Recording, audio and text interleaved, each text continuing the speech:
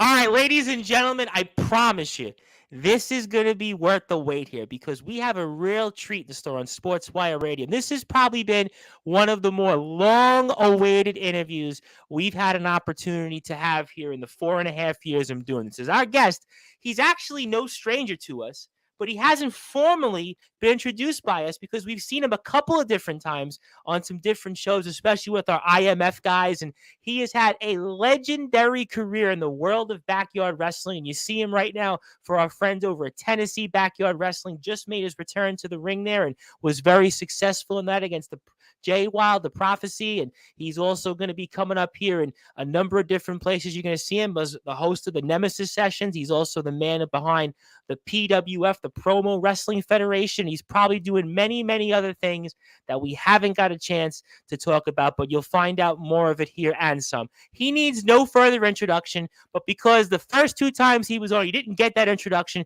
he's getting it anyway. Sir Luther!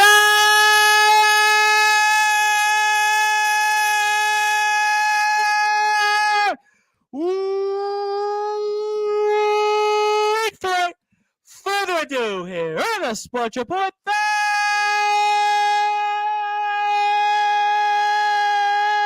number one global sports show, the legendary host of the Nemesis Sessions, the owner of the PWF, and star from Tennessee Backyard Wrestling, the Nemesis, James Taylor.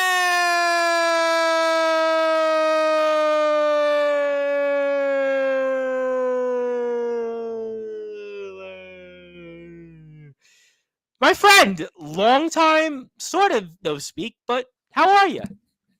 I'm great, Tom. How you doing? It's good to be here. Absolutely, and certainly a tremendous honor, although we sort of know each other here.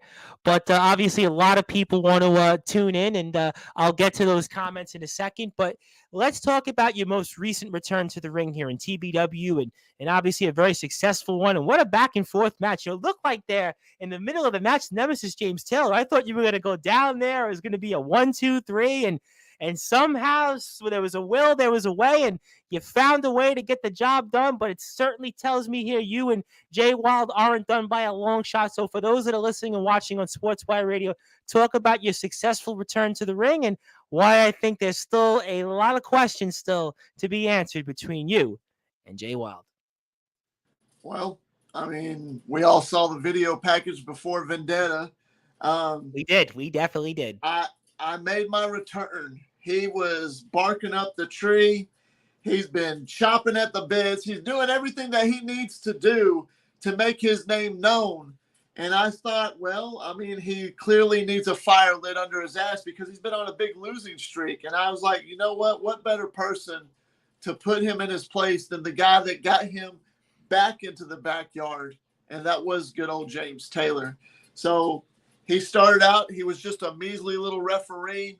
He talked his trash. He got in my face. He tried to screw me out of a couple of matches. I'm sure you've seen it. So a lot of the people did. He reffed a match between me and Anthony Steele at season finale. And he was supposed to count to 3. I don't know if his arm was hurting. He just don't know how to count fast enough. I don't know what it was. Nonetheless, it pissed me off. I got in his face and he put his hands on me. So it just carried on and carried on and carried on. Finally, after I put him in his place, no return in season, what was it? Season 5. Yeah, we're in season 6 now, the Nemesis. Yeah, we're actually just started season 7. I missed, it was season 6. That's right. You're right. It was around season 6. It was at no return. It was my last match. It was a gauntlet match. I kicked 3 guys' asses, but he was the referee. That last guy, Andrew Clay, unfortunately for Wild, he got knocked down. And if you saw the match, Mr. Tom, I did. Yes, I did. He did say at the beginning of the match, by his hand only will this match end. So I grabbed him by his little limp wrist and I counted 1, 2, 3. I told him that's how you're supposed to do it right. I stunned his ass in the next week, and then all of a sudden James Taylor disappeared. I was like, I'm going to ride off of the sunset. I'm going to go do what I need to do. I did exactly what I needed to do. I went back. I sat at home, and just like you, Tom, just like the rest of the world, I sat at home, sat in the living room. I had the big screen TV, and I'm sitting there watching Rampage. And after 1 year of seeing Jay Wild work his way up the ramp, work his way up that mountain, scratching and clawing and going through all the crap he did. I felt, you know what? It's time for somebody to put him really in his place again. And what better person to do it? And while I was thinking that, I got a phone call. They said, "Hey, James, would you like to come back to TBW and kick the hell out of Jay Wild's ass?" Hell yeah, let's do it. So when he least expected it, he's sitting there in the ring. He's cutting his promo about nobody in the backyard, past, present, or future, is going to be able to take him out. He's tired of losing. He's tired of all the crap he's gone through. And then you hear my music. I came out. He wanted to extend his hand to me. He said I owed him that. I didn't owe him shit, for one. And I made my claim.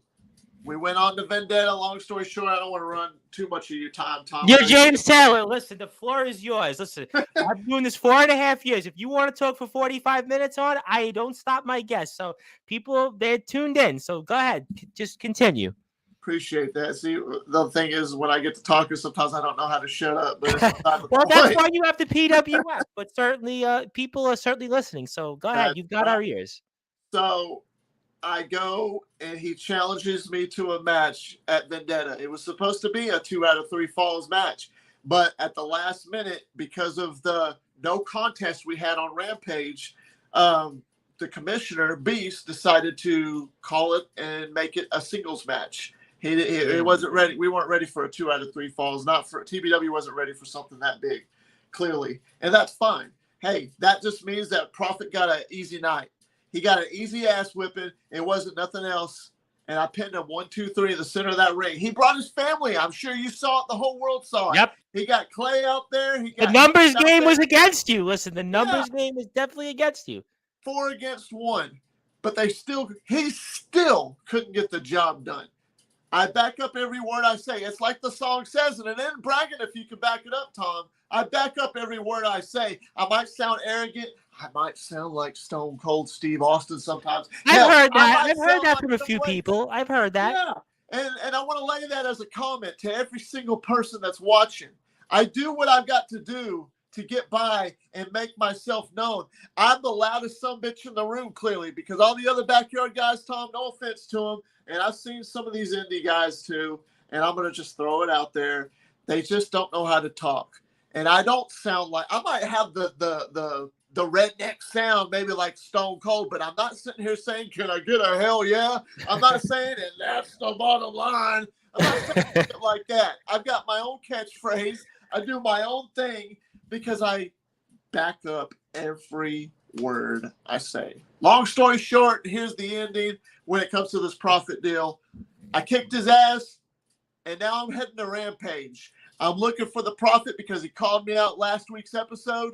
He said he's challenging me to a match, to that 2 out of 3 falls, because that loss was just not good enough for him. So he's challenging me to the legit 2 out of 3 falls at the biggest event of them all in backyard history for Tennessee Backyard Wrestling Anniversary 7. I know you're going to watch. The whole world's going to watch. Maybe I'm promoting it right now. I'm getting a little bit excited, a little bit pissed. But it's the fact that he called me out. He wants a match, so I'm going to go to Rampage, and I'm going to go to that ring, and I'm going to call him out and answer his challenge. So stay tuned to that. And we look forward to that. I want everybody, while they're here watching this on YouTube and they're just getting used to us, and everybody's used to us on Facebook, but they're coming here to YouTube, please go to @Tennessee Backyard Wrestling on YouTube and Instagram for more information where you can see this. And I mean, obviously, we've got a big season ahead, and I'll come to the comments. I promise there's a lot of people that have commented, and I'll get to them in a second. But I mean, talk about then how big this upcoming season not only is for you in the return to the ring, but obviously our dear friends over at TBW, because we have a lot of coverage of TBW coming up here on Sportswire over the next few weeks with some guests. I'll certainly get to some names that you've been in the ring with. But, I mean, talk to me about what are you looking forward to here and some of your goals coming up. Some of my goals. Well, I've got quite a few goals. There's a few guys I want to lock up with. I want to get in the ring with. Prophet, I've already did it. I've done it twice. I really don't really see why he deserves to have a second go at me in a real match. but he decided to piss me off. He had the last say so at the end of Vendetta. He hit me with that clothesline from the abyss, put me out on my ass. He did it. I give him credit. He did what he did, despite everything that happened. He's not going to get the last word. I do. And we'll see what happens, because I can guarantee you, when you go and watch Anniversary this year, people aren't going to be talking about any hardcore matches on there. They're not going to be talking about the main event with the Shade defending his World Heavyweight Championship for 450,000 more days. Nobody's going to be talking about that. They're going to be talking about James Taylor beating the shit out of the Prophet. 2 out of 3 falls. It's going to be 2 straight falls. We don't even get to that third fall, Tom. We're not going to get to that third fall. It's going to be 1 fall, 2 falls. James Taylor, my hand held high, just like always. And then I'm going to move on. I've faced Titan. He's the best, right? When he comes out, I'm getting to Mr. Titan. I'm going to get to him, because you try to usurp what I'm about to announce in a little while. So I hear you. That's right. And Titan, he's a good kid. I like him, not very much, but I like him. But he's a good guy. Yes. Says he's the best, but clearly he wasn't the best enough that night that he wrestled me, last year. But if he was to ever get froggy and want to get in the ring with me one more time, I promise it'd be the same thing. 1, 2, 3. James Taylor's your winner. Unfortunately, I am undefeated. It's not that I demand to be undefeated, or it's the talent's lacking. And that's going to happen wherever I go. I'm waiting for that guy to come and kick my ass. I want somebody to quit playing defense, Tom. I want somebody to want to beat my ass as much as I want to beat theirs. Plain as Okay, all right. Well, I got some questions on that. I'm going to come to them in a second, but let me get to a bunch of people. Certainly your last guest on the Nemesis session, certainly the Painmaker, Joshua Allen. And I can hear him in his voice say that, because I just literally heard him a few days ago, not this old fossil. Our friends over at the IMF who have tuned in, certainly I have a feeling you'll be hearing from them in a little while. IMF Wrestling 666 on YouTube. Look, he finally can make it on a show and keep his word. Well, can I make a small comment to that right there? Absolutely. I've got a bunch of comments from those guys. Sure. I want to make a comment to that comment. I'm glad that they showed up. I'm glad they're saying wearing soldier colors, quit meat riding, whatever that means. Look, the shirt says it all. But you say that I finally show up. You see, I'm a busy man. I got a lot of things to do. But if you're wanting me to really go all the way up 10 hours from Alabama to the bowels of Iowa, and if it's worth if it's worth the match, then I will come up there. Soldier GP versus James Taylor. That's the headline. That's what they want. The problem is right here, Tom, and I'm sorry, I know you're answering comments and stuff. I get it. But I gotta throw this out on the table. The thing that's a problem with these guys is they sit there and they bitch and they moan, they cry, they just sit there and I want to have this match. I want to do this right now because we're the best. World champions don't lose. You know what? I don't care. I don't need no title to make myself relevant. Clearly, guys like you do. Maybe I'm talking a lot of trash. I hope that you're watching and you're paying close attention. I don't need a title to make myself relevant. I'm already relevant. I do what I do. I back up what I say. And when it happens, it happens. So the one day, whether it's this month, next year, one of these days, you're going to see Soldier GP in a corner and you're going to see James Taylor in the other. And when we do lock up, it's just going to be the same thing like always, Tom. It's going to be a fight. I hope that he wants to kick my ass as much as I want to kick his, because that day's coming. He ain't ever been in a ring with a guy like me. No offense to anybody else in the wrestling world. I respect this business more than anything. I eat, sleep, and breathe professional wrestling, backyard wrestling, indie wrestling, wrestling in general. So Soldier GP, act the way you want, talk about the colors you want, hold all the titles you want. It don't make a lick of damn sense to me. It don't mean nothing to me. But when you look across across from you, 16 by 16, 18 by 18, or 20 by 20, whatever size ring it is, when you look across in the other corner and you see these eyes, I promise you, 1, 2, 3 at the end of the day, you're looking at the man. I have to ask, though, this follow-up question. We are here with the legendary Nemesis James Taylor, who's also a big-time star in TBW's Return to the Ring. They're also the host of the Nemesis Sessions, and also he is the owner of the PWF. But guys like Omen Black, Soldier GP, your old Nemesis, Anthony Steele, some other places, WC, another company, we have their champion coming on in a little while, Jason Storm from ROEW. I mean, the list goes on. Jack Delta, you mentioned. Jack Delta, we had him a couple of weeks ago. a lot of these guys, though, want to be in the ring with you because of who you are. They see the fact that you've had this long, decorated career. They know that you have this massive following. So, I mean, isn't it, some may say, a compliment that they want to go up against the best, or maybe somebody that has the biggest name? Because when I think of backyard wrestling and I think of this business and I think of the names that I've had on from the backyard side in my career, I mean, you're up there in terms of name ID. So, I mean, what's your response toward that? It just means that they want relevancy. They want to ride my coattails. I don't care if they're wanting to ride my coattails, Tom. I don't care what they think. Maybe I'm sounding a little bit arrogant and cocky. At the same time, in a respect aspect, I appreciate the fact that everybody wants to wrestle me. Not every single person, maybe, but a lot of guys. I heard what Jack Delta said. Good and kid. Jack Delta's in TBW now. I mean, he made certainly a thunderous appearance there. He was brave enough to come down. I seen that he walked through the doors. Who knows if he might go to PWF or UWA or wherever is around there. But if he ever crossed paths with James Taylor, you can bet your ass it's going to be a classic. Win, lose, or draw at the end of the day. He might earn my respect. Right now, I don't respect him until I stepped in the ring with him. If he respects me, granted, that's on him. But I can't judge a book by its cover, right? I have to wait till I get in the ring with him before I decide how I feel about the guy. Same thing with Anthony Steele. I wouldn't spit on him if he was on fire and I wouldn't piss on him to put the fire out the first time I met him.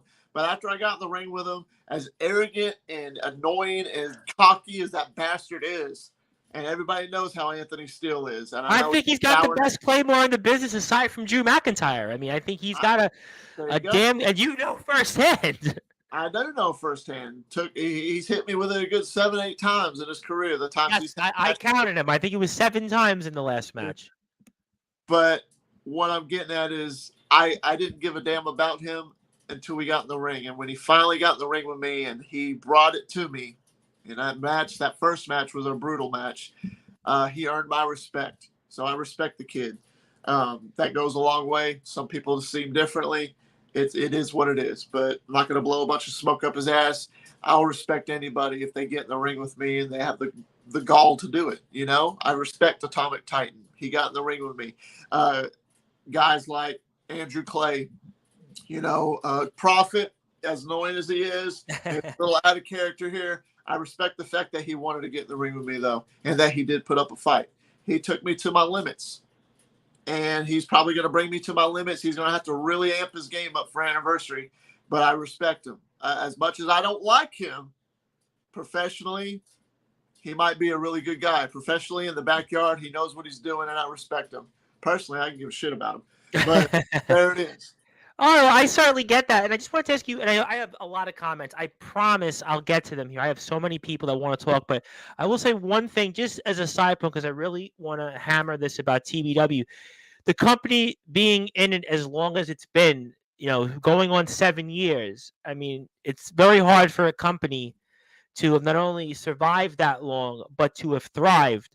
What do you think that means for TBW, you being a part of it as much as you have been, to have had seen this company's success? You know this firsthand as a veteran. Talk about that aspect here before I get to people's final comments toward they want to say to you here. When I first showed up to TBW, they had about 2,000 followers in their pocket.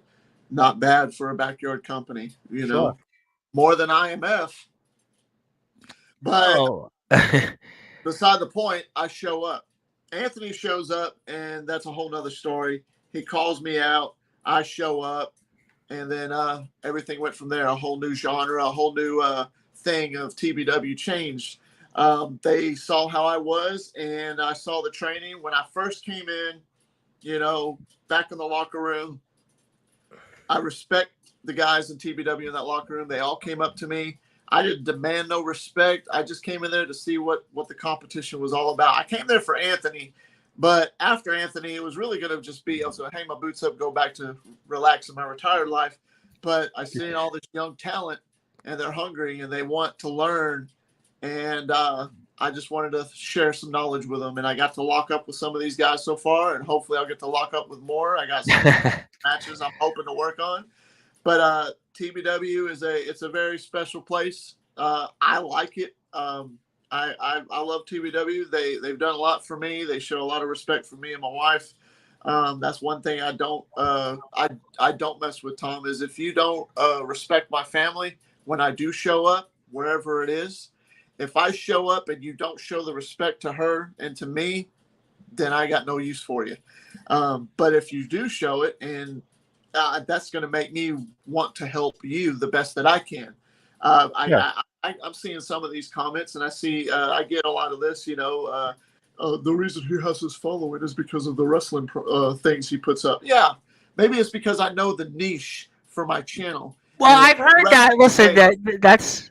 Well, I'll tell you what. Listen, you got followers. There's no question that at the end of the day, you could always spin it and say, well, how many people can say they have 30,000 on YouTube and TikTok and all those things? At the end of the day, listen, I mean, a lot of people would certainly kill to be, quote unquote, a social media influencer, as some may say. I do have some more comments. Let me read them. Omen Black is certainly tuned in here, our IMF champion. Speaking of Mr. Black, Skippy the Evil Crown from Promo Wrestling School says the one and only James Hill. I'm going to get to PWF, certainly, for sure. Soldier wears it better. IMF, IMF. Our friend, which I want to give a plug to, probably in about 45 or so minutes, we'll hear from their champion over in the ROEW Backyard Wrestling. Please follow them on YouTube and Instagram. A really, really nice company, by the way. Jack Delta's a part of it. CJ Black, C Money, Jason Storm, their champions coming on here. ROEW is just really a solid wrestling company. They're really doing things the right way there. Really love that company. Over the Edge 98, great pay-per-view. That was a good pay-per-view. That was definitely that. Omen Black says, so I heard from my partner, Remington, Mr. 49% owner, that you're not showing up to IMF for Rage in the Cage, which is, by the way, June 18th. Typical James Taylor. What happened, James? Was it money issues? If you'd stop bullying all those plushies, you would be a lie.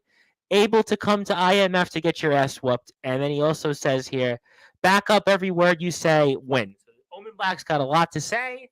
Would you like to say anything to Mr. Black?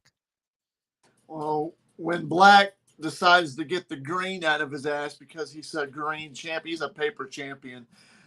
He came out. I saw the little thing you did, Omen, with Craven Rage. You Yes. had another champion that some have certain mixed opinions for. Certainly, Yeah, he had a pretty impressive little promo against him.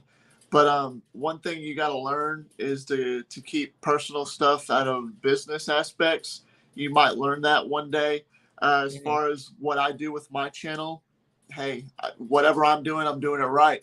And it's not just the Stone Cold clips. It's not just the wrestling clips.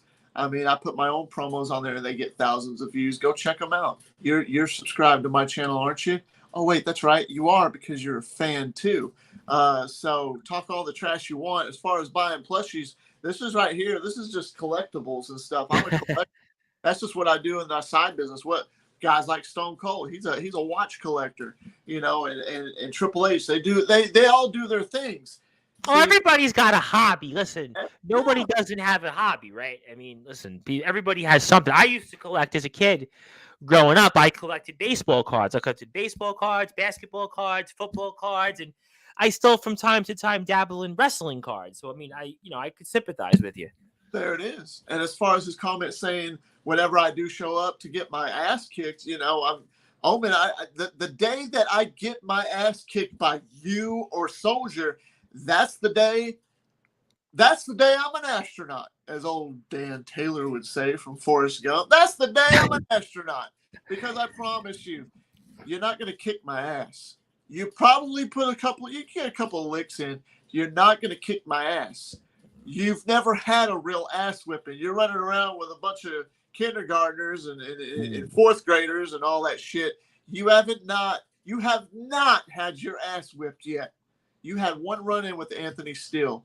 Well, they had the Levi McDaniels promotion. Those guys showed up there. They did look successful there. You got to give them that. They did. They had a show a couple weeks ago. Levi McDaniel, veteran independent wrestler. They did have a show there. They certainly put on some quality talent there. And I watched it. And they think I don't care. They think just because I haven't shown up that I don't care. I mean, if I didn't give a damn, I wouldn't watch you. I wouldn't even give you the time of day. I do my homework. I am a big student of the game in this business. I watch the talent. I watch what I do. Guys like CJ Black. CJ Black, we had him on. Another guy, a big favorite of ours here on Sportswire. Although in the yeah, ROVW world, not so much, but certainly, yes, somebody we certainly like a lot what he does in the ring. exactly. He's the good guy, bad guy. I don't know what he's talking. I watch those ROEW guys. I like what they do, and they've invited me up there. Didn't say that I was going to go or whenever. Okay. Hey, you never know. If it happens, it happens. WCE, I've heard. Listen, I've heard that they've tried to invite you up there. Also, I've heard Wrestling Championship Entertainment. I've heard they're on the list. I've heard Legendary Backyard Wrestling. Some other places I've heard have talked about you. I mean, you are talked about. Man, I understand. I get it, and I respect that, and I appreciate that, and I'm honored for that. Honestly, TBW wanted me there, and I ended up showing up because it was more convenient. I'm getting real close, Tom, because of the success of my channel, and it's just growing and growing.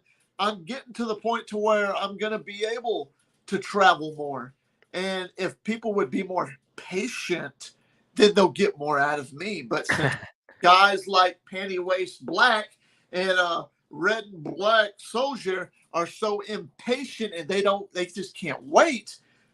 I'm sorry, I don't know what to tell you, but I promise you, if you're patient enough, that time will happen. You're going to see James Taylor in a ROEW ring. You might see him in NGJPW. You might see him in XCW. I'm working on a huge, I'm sure you've seen the post, Tom, a big announcement. I know. Yep, I did see it. I actually saw it. I believe it was like 36 hours ago or something about that. I did see the post on Instagram. Absolutely. I know it says June 10th, but that was a rough draft because I've got other things that I'm working on. But I'm going to be updating that date. And the date that I post on there will be the official date. Right now it's June 10th, but it's actually going to be a little bit later. When I get the official date, I will post that date. And then live on social media, on my YouTube, on the Nemesis sessions, whoever the guest is will be on that date. I will make the huge announcement of what it is. And that I can't wait to share with guys like you, Tom. We appreciate that. Certainly, we've been fortunate that we have been a place that a lot of wrestlers and certainly promoters out there in the world have looked to support us. Certainly in the UK and England, where we certainly have our following with those companies. So, but people can watch this announcement on YouTube at Taft Taylor, where he has closing in on 35,000 subscribers. So, if you aren't subscribed to the Nemesis James Taylor, go over there right now, YouTube at Taft Taylor, because you're going to find out what this announcement is. And I promise you, for those that are listening and watching, whenever that might be, this is going to be an announcement that's going to certainly shake the foundations of your fandom or what you know about the legendary Nemesis James Taylor here. I do have some more comments. The Painmaker, Mr. Allen himself, says, Taylor, you and everyone on the TBW roster is nothing but pawns of mine and Mr. Ledger's chess game that you want to all call us clowns. So tell me, James, who is the true clowns and the true carnies? You want to address that before I read off more comments? I think I have kind of more along the same comments here from the... Well, the Penguin himself is sitting there with the watered down version of the Joker from '89 Batman, more like older Batman. I did watch Fast X, and I will say Dante Reyes' character was definitely emulating Joker. I wasn't quite sure if it was Jack Nicholson's Joker or the late Heath Ledger's Joker, so I will say that as a side point. Well, he giggles and laughs, and he likes to sit over there in the Shades corner. And let's face it, if Penguin wasn't in his corner, the Shade probably would have lost that TBW World Heavyweight Championship. Unfortunately for him, I'm tied up with the Prophet, but who knows what happens after Anniversary? I mean, from the way it looks from on my watch, my schedule is wide open, Tom. So if Mr. Ledger is successful in his title defense against whoever it is at Anniversary, I promise you that James Taylor isn't a hard man to find in that locker room. And I might just welcome myself into his locker room and say, hey, what's up, champ? Let's really see what you got. There it is. Okay. All right. Well, certainly I have a bunch of comments here. Omen says you need us in TBW to be relevant. He got that following for posting Stone Cold. Well, you kind of addressed the Stone Cold promos. You did address that. Skippy the Evil Clown from Promo Wrestling School says, I collected Pokemon and Yu-Gi-Oh cards. Yeah, I still have my Yu-Gi-Oh collection. I definitely was a decent Yu-Gi-Oh player for a time. CJ Black, the good guy, says real recognized. So that's about as nice of words you're gonna get from CJ Black. So that's about as nice of words as you're gonna get. Soldier GP says, I need you to be relevant, but this is my first comment, and you can't keep my name out of your mouth. You sit there and run that mouth about wanting to beat someone to beat your ass, but you won't show up to fight me. I feel like just in the interest of time, you kind of addressed a lot of the IMF stuff. So I'm going to certainly, obviously those guys will certainly be on and may even be on here later. Who knows, depending on time. But I kind of get the sense you addressed that stuff. So we are on Sportswire Radio. If you are on YouTube for the first time listening to us, now we usually are on Facebook, but I have shared that link on Facebook, but I am restricted on Facebook, unfortunately, for reasons I still do not know why, for sharing and streaming shows. We are on YouTube at Sportswire Radio. Give us a sub, give us a like, follow us, and certainly keep update. You want to listen to us. Also, we stream these for an audio version only. Also on sportnarium.com/player, where we play live content. We also play music. We play talk. We have live DJs, so you can check us out there 24 hours a day, 7 days a week, 365 days a year. And about, I'd say 25 or 30 minutes from now, we'll wind up hearing from the ROEW champion of the world, Jason Storm. He'll be with us here to get us ready for ROEW coverage on Sportswire and their show. So tune in for that. But right now we are here with the legendary James Taylor himself. And I mean, talk to me though about this in the fact you've been in the game for a long time. 2000, I was watching some of your early matches, watching those promos from the legendary career that you've had. And I mean, how do you think that the business has changed from the early James Taylor, the early Nemesis, to now in 2023? I'm always fascinated when I speak with veterans like yourself, whether it's in the UK scene, whether it's in some of the indie scene in America. But I mean, how do you think the business has changed from 20 years ago to now? 20 years ago, the social media wasn't what it is today. Oh, I had nothing. There was no nothing. It was basically, would you have a camcorder? That's it, right? YouTube wasn't a thing until 2005, 2006. Yep, that's right. And then there's America Online, there's Yahoo, that MySpace. Angel Fire. Remember the Angel Fire groups? Remember those? It was Angel Fire. It was trying to think. It was Angel Fire, America Online, which was way back. That was like really old school for some people here. You had Angel Fire. There was almost community groups. You had sometimes Yahoo message groups. If you mentioned that, Yahoo had message groups. Oh yeah, I remember those. We would get on those and just talk trash to people and stuff like that. And that's what it was. I couldn't really post my videos on there. We didn't have iPhones and all that fancy shit. You were lucky to have a cell phone in 2000. If you had a cell phone, you had those big flip phones. I had a joke a couple of years ago on my Instagram. I actually posted a cell phone I was given in 2001 by my parents. It looked like the one Zach Morris had in Saved by the Bell. There it is. There it is. And I grew up in an area where I had to fend for myself, so I know what it's like to want things and not have it. I was fortunate enough to get a handheld camera, a camcorder, and record a lot of my early years. And I've got almost 10 years of footage that I have yet to post on my YouTube because I got to get the right converter to work on my PC so that way I can get that digitally. I've got some of my matches on here. A lot of you have seen it. That converter that I had, unfortunately, crapped out because it was a piece of crap. So I went and stuck it up the owner's ass. And anyways, I'm going to get another one. So we're in the process of working on getting that and getting that situation so I can share with the fan base that I've got. But back then, the way you made a name for yourself was you just basically went around town and told people, hey, you like wrestling? Come check us out. Posted flyers. You posted flyers, had a business card. I mean, those were the days that it was a different world back then, very different world. And you said it yourself as far as like businessman. I mean, I am a businessman. I know how to promote. It doesn't matter what I'm promoting. I know how to run social media now. Yeah, I'm an old school guy. A lot of guys like to. Here's the thing, Tom. A lot of guys in the younger ages of the backyard wrestling scene, they like to crack the jokes at veterans like me that, oh, he's an old ass. He don't know nothing. Trust me, I've got more going on in this brain than you could only dream about. I've got a PhD in that ring, period. I started wrestling on a trampoline. Figured out hey, I'm doing crazy bumps, I'm doing crazy stuff on here, and I wanted to hone my craft. So then we graduated to the ground. I was taking full-fledged flat back bumps on the solid ground, Tom, and I don't see none of these young guys doing stuff like that because they're too scared. They're too soft. They think that they're the be-all, end-all in a backyard wrestling community, but they really don't understand what it means to be a wrestler and what it means to be a performer. I like to entertain. That's what I do. That's why I even was coming on this show, and I'm honored to be here, Tom. And I really am.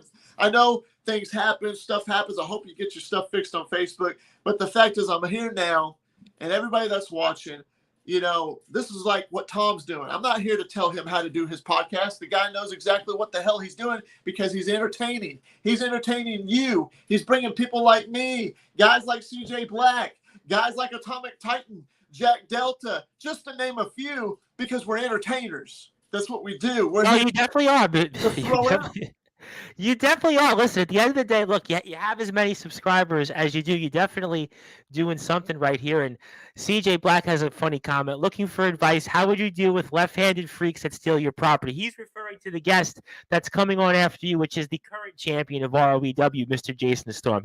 That's what he's referring to. So that's I'd probably, break that left arm and shove it right fast. That's probably what I would do. Question though, real quick, Tom. I'm almost done. I'm sorry. In the early days, I had to go out, put flyers and stuff, and get people to come watch us. Yeah, maybe 5-10 people come watch. Big crowd we had. We had a crowd of 40 or 50 people before.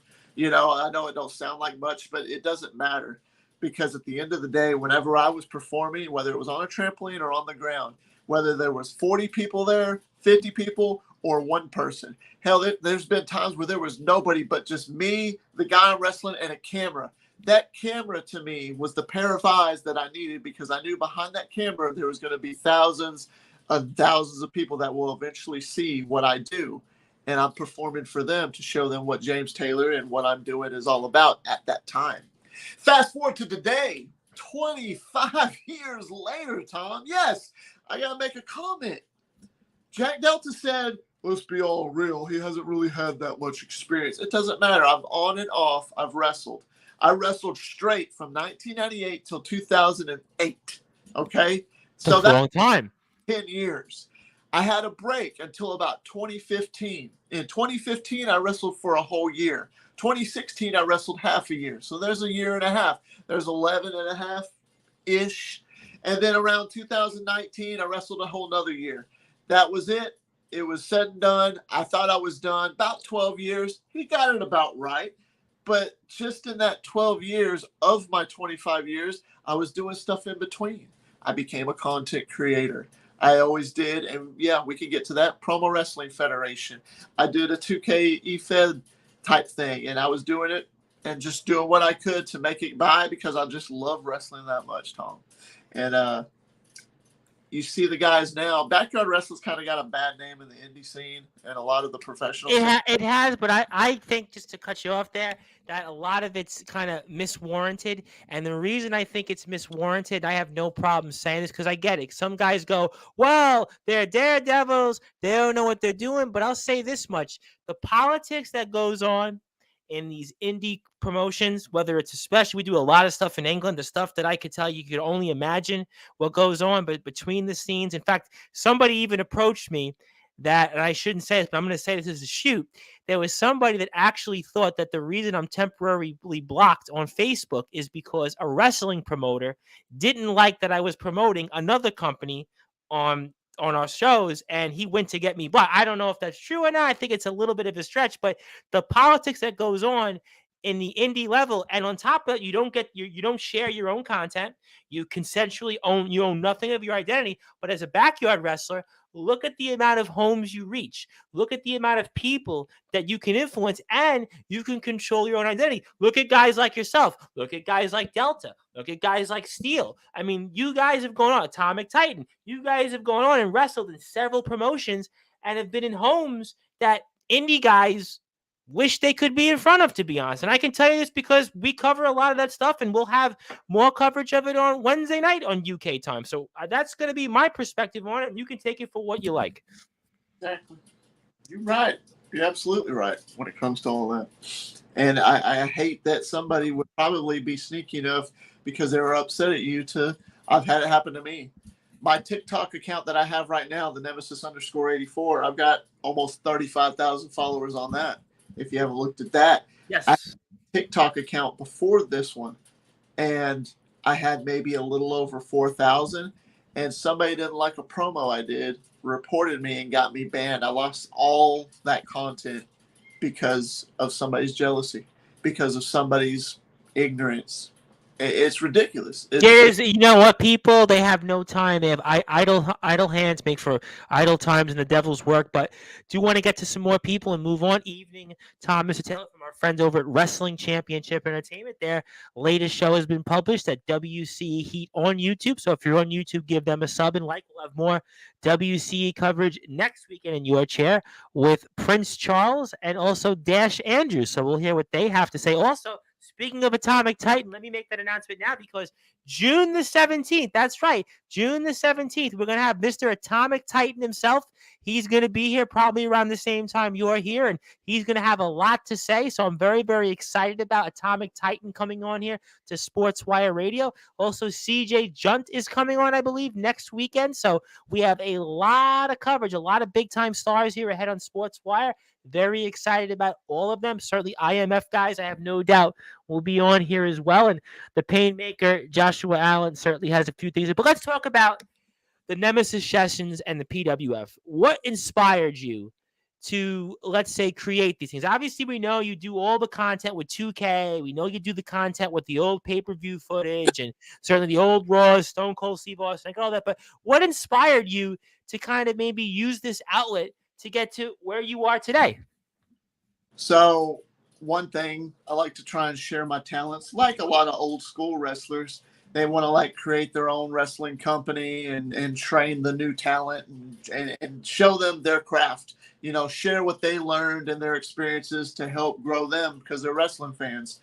I created Promo Wrestling Federation to help guys who struggle on the mic because I have been told, I'm not saying I'm the best, but I feel honestly, maybe I'm maybe I'll toot my horn a little bit. I feel like I am the best in the backyard scene when it comes to picking up a mic and talking trash. It doesn't matter who I sound like at the end of the day. All the jokes they want. The fact is you can't back up the fact that I know what I'm talking about and I know how to spit my shit out when I'm saying it. So I created Promo Wrestling Federation to help guys who, number one, suck on the mic, and I'll help hone their craft to make them better trash talkers to help them in their career. I also help guys who can't, unfortunately, actually wrestle, but they want to at least live vicariously through a character that they create by at least talking trash, and then their character comes to life in the video game. And that's where I came up with that. And it's just like the old days. Maybe you did it, Tom, with some friends. I know a lot of guys have done this. Tom, I grew up in Brooklyn, New York. Could you have imagined the stuff that you had to deal with and talking back? I know it wasn't like in the South where you guys could have, killed each other at any given time with a shotgun or something out in the woods. But I did grow up in Brooklyn. It wasn't the rough part of Brooklyn, but it was enough of a rough part that every day you were in the schoolyard, you had to be quick on your feet, you had to say something, and you had to be able to be prepared to use your hands in some form. So I definitely had my moments growing up. So yes, I definitely had to learn how to talk and be quick on my feet. Absolutely. Well, before 2K was a thing, back in the day, me and friends would get together and play games like I remember No Mercy. I remember WrestleMania 2K. I remember WCW, NWO Revenge, and Warzone, and Attitude. Sure. So what we would do is we'd get our characters, we'd create characters and make matches like Royal Rumbles and see and let the computer decide, and we would sit there and watch it and make him come to life. And that's kind of the same aspect that I do with Promo Wrestling Federation.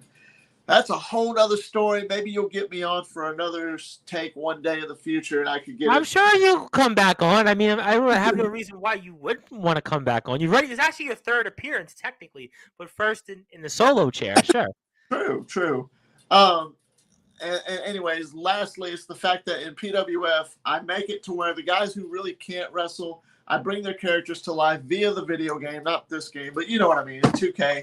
Sure. They cut their promos, they tell a story, and then they put them. I put them into the game. We have music, entrances, storylines, and it's a full-fledged story. We got championships, and it's a fun place. There's some stuff going on behind the scenes. That's a whole nother day of a story. But anyways, it's the fact that what inspired me to do that is because of my love for wrestling, and I want to share it with the world. The Nemesis Sessions, I've seen so many guys do podcasts. I see guys like Chris Jericho, Yep. Steve Austin. Jericho. Steve Austin does his own. Broken Skull Sessions. Yep. Yeah, JR and all that stuff. Jeff Jarrett's doing one now with Conrad Thompson. Ric Flair does his own. We have Click This. I mean, Click This is the one I feel like I'm watching the most right now with Kevin Nash and Sean Oliver. X-Pac had a podcast for a while. Jake Roberts had one. Yeah. Who doesn't have a podcast these days? It's a different time than it was years ago. People think about, I could be on the radio, have my own thing. 20 years ago, people would have laughed at you. They said, hey, you want to do a radio thing or an interview somebody, you would have been laughed at. I mean, listen, I remember growing up as a kid, almost like we would play sports and I would kind of like commentate or announce what we were doing. People looked at you like, are you nuts? You're never going to go anywhere. But now with the technology, everybody can have that opportunity. And I think the PWF is that prime example. Yes, sir. And it is. And, it's just something I love to do. As far as the Nemesis Sessions, somebody said, James, you talk so much. Why don't you do a podcast and interview backyard wrestlers and interviewing promo wrestlers? I said, sure, what the heck? Let's go with it. And I went with it with just a few of the promo wrestling guys. I ended up molding some of the TBW guys into it, and it became popular, kind of like your show. And I just went with it, and now I'm in my second season doing it, and I'm trying to hang out with hang with the best of them like you, Tom. Listen, I would not certainly say I'm the best of it. I just happen to have some experience at it. Listen, there's an old adage in life, before I get to more comments, there's an old adage, there's always somebody out there that is better than what you do. Which the best advice would be to just watch other people, learn, and we're all, like you said at the very beginning, trying to entertain here. So that's here nor there, but we do have some more comments. Our friends over at Wrestling Championship Entertainment says a promoter with that kind of mentality hurts the business they're protecting. I think that's referring to some of the indie promoters out there who do have this mindset. It's a very fiefdom-like. They want to have a closed circuited business. Craven Rage here, and Omen Black has a response naturally. Mr. Taylor, how do you feel about Wrestling Championship Entertainment and making a way to Wisconsin to step in the ring with our great stars? I mean, I think you kind of answered WC earlier. I mean, obviously, it's something that, never say never, I guess. It's up to you. It is a never say never. Craven, I watched your interview with Tom here about a week or so ago. I know you've been on quite a bit. Yes. James Taylor knows who you are. I don't know fully who you are, but I'm aware of you. One veteran to another. I know that you've probably been doing a little bit longer than me. Beside the point, whatever it is, never say never in this business. You know what I mean? Who knows?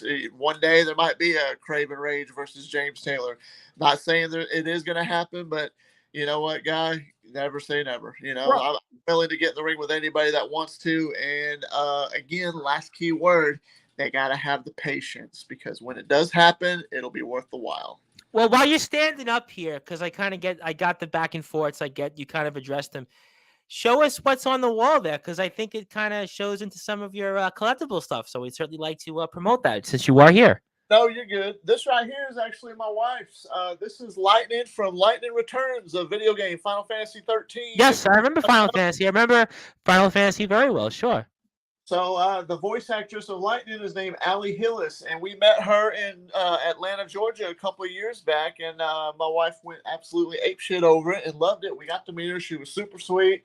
Long story short, she autographed it for her, had literally a 30-minute conversation with her, and that's something you don't really get out of a lot of celebrities, whether they're a voice actor. Some voice actors can be kind of cringy and kind of like that they shove you off, and it kind of makes you lose your desire to really like them anymore. Sure.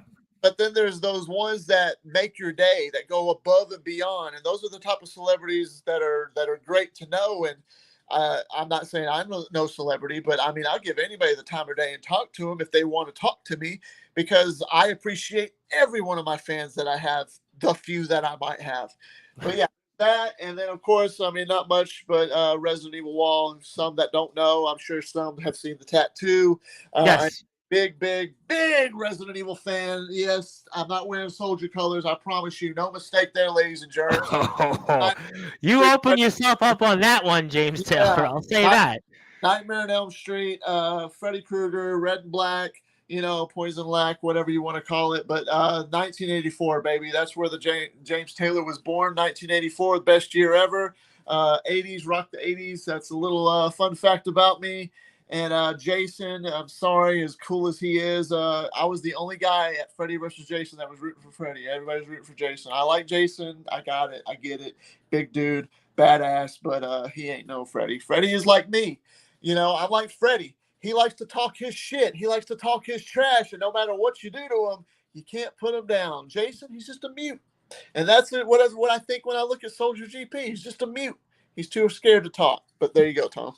Well, I do have some comments here. We'll come back to that in a second. In about 10 or 15 minutes, we'll hear from Jason Storm. We'll hear from the champion, and we do want to say hello to a few people. First, I want to say hello to one of my buddies, up and coming basketball player who's now, I guess, kind of become a wrestling fan, Mr. James D. Simone. James is going to be playing in college here later this fall, and I was actually still a little upset at James because I was supposed to meet him at a basketball game last weekend, but I hope to meet him before he leaves. He says, Taft Taylor, meaning you are a legend. He's obviously watched some of your content, so even the basketball players certainly are up to date with you. And Skippy has a good line. I met Kane before he played Jason. That's a good one. Yeah, that's a good one. Yeah, I did like Nightmare on Elm Street. I did like the Friday the 13th series. I was a little bit, I have to say, a little bit scared of some of that stuff, so I won't ask you too much on that. Right now, these days, I'm a huge John Wick fan. I've been certainly, I shouldn't say I don't like horror movies because I watch a lot of John Wick, but I did want to ask you before I move on to closing thoughts, and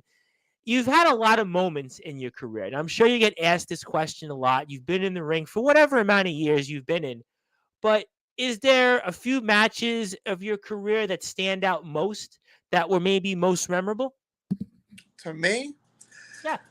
one of my most favorite matches, it's on my channel actually, was a match that I had and I lost the match. It was a street fight between me and Phoenix.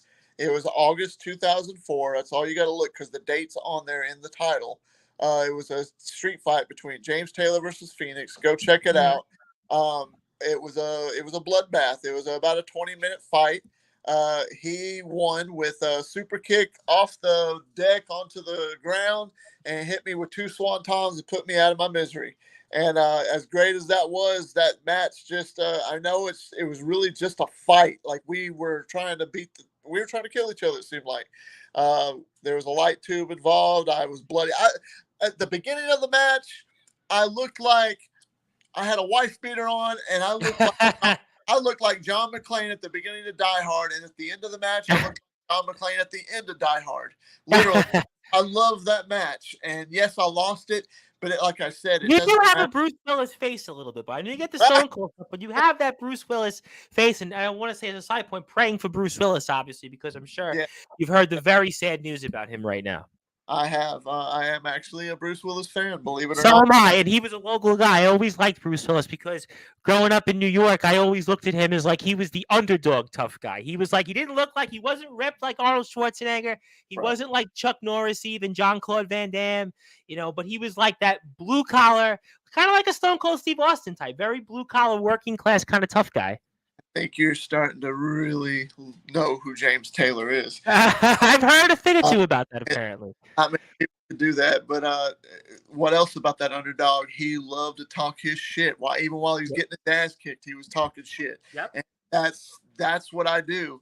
And if anybody has watched, really listen to my matches, even when I'm in the middle of a match, I am talking shit to whoever I'm fighting, whether they're beating me up. I'm like, is that all you got? Trust me. I know where to get it from, and that's just it brings that. I want to bring out the best in my opponent, and I expect them to bring out the best in me. Plain and simple. Well, you've certainly done that here. I do have a few more comments here before I move on and ask you a couple more questions. And Craven says, I appreciate your advice. It would be a great honor to be able to face a legend like you. Certainly, we'll have to see. And I want everybody to follow again one more time our friends over at TBW, Tennessee Backyard Wrestling, on YouTube, Facebook, and Instagram, Tennessee Backyard Wrestling. Also want to make sure people follow Taft Taylor, which is Taft Taylor's YouTube page, James Taylor himself, at Taft Taylor, Taft_Taylor on Instagram as well. Also TikTok as well. So please make sure you follow and like all the great things that the Nemesis James Taylor is doing. And certainly we continue to look forward to following all that great stuff here. Also, great job here, I believe, that is from Skippy. So we appreciate that. And I mean, do you ever go back though and watch those? Oh, before I get to a couple more questions, do you ever go back and watch those old promos from like 2004 and say, wow, how has the time flown? I mean, I just find that so. I was watching some of your stuff from those days, and it was like, it felt like, was it really 2004? Like the way the video looked, I was like, was it like in the 60s? It reminds me of when I was a kid and we would watch like stuff on VHS and you'd see something from like 1980 something, like in 2000 something. You're like, wow, God. Fun fact. So the earlier matches, my camera was actually a more up-to-date camera in 2000, 2001, 2000. Okay. But then I ended up losing that camera, and we ended up going in 2004. We ended up going to a pawn shop and found a 1985 camera. Wow. Camera, well, the ones that are big, and that was recorded on a 1985 camera, and that's why. Wow. So that's a fun fact. It was 2004. It was April 21st, 2004. I just got off of work. I was 19 years old, 4 days from turning 20 years old. Just to show you, I've already been doing it for almost 6 years at that point. And I did what I had to do. And I could tell how green I was because I didn't have a whole lot of trash to talk to a lot of guys, and I was still learning my craft. And that's what happens with everybody. You could go back and watch the early days of Stone Cold, and hell, even Ric Flair before he was Ric Flair. He was. Well, that I might have to really dig up some archives though, because Stone Cold, it's easy to watch him on the network from Stunning Steve Austin and the Ringmaster, but Ric Flair, I mean, you've really got to dig to some archives there. Yeah. Yes, but I promise you, if you find it, you'll see what I'm talking about. Sure. Or Ric Flair was he was golden on the mic. In like the 70s, when he first started out, he was soft-spoken, and yes, I'm gonna go. How about Rocky Maivia? Remember Rocky Maivia first came out? He was with the Hawaiian haircut. I mean, nobody saw that. I mean, not everybody was the Undertaker, who was just straight away. Very few people are like that. I mean, listen, Shawn Michaels was very soft-spoken. Bret Hart didn't talk. If you watch the old footage of him first debuting, I mean, Mick Foley was basically Michael Foley. Actually wrestled as a WWE like enhancement talent. I mean, a lot of these guys start out at humble beginnings. Same here, even in the backyard scene. You could go back, and I use that as an example for a lot of the guys that I try and bring in PWF. I'm like, look at how I used to be. And y'all know who I am now. You look at this video. Well, is that you? I mean, that's you, but why do you sound like that? I'm like, because I was my humble beginnings. That's where I was. And you could be as good as me if you hone your craft and practice it. I heard a quote, Tom, recently. I'm sure maybe I heard a quote, really.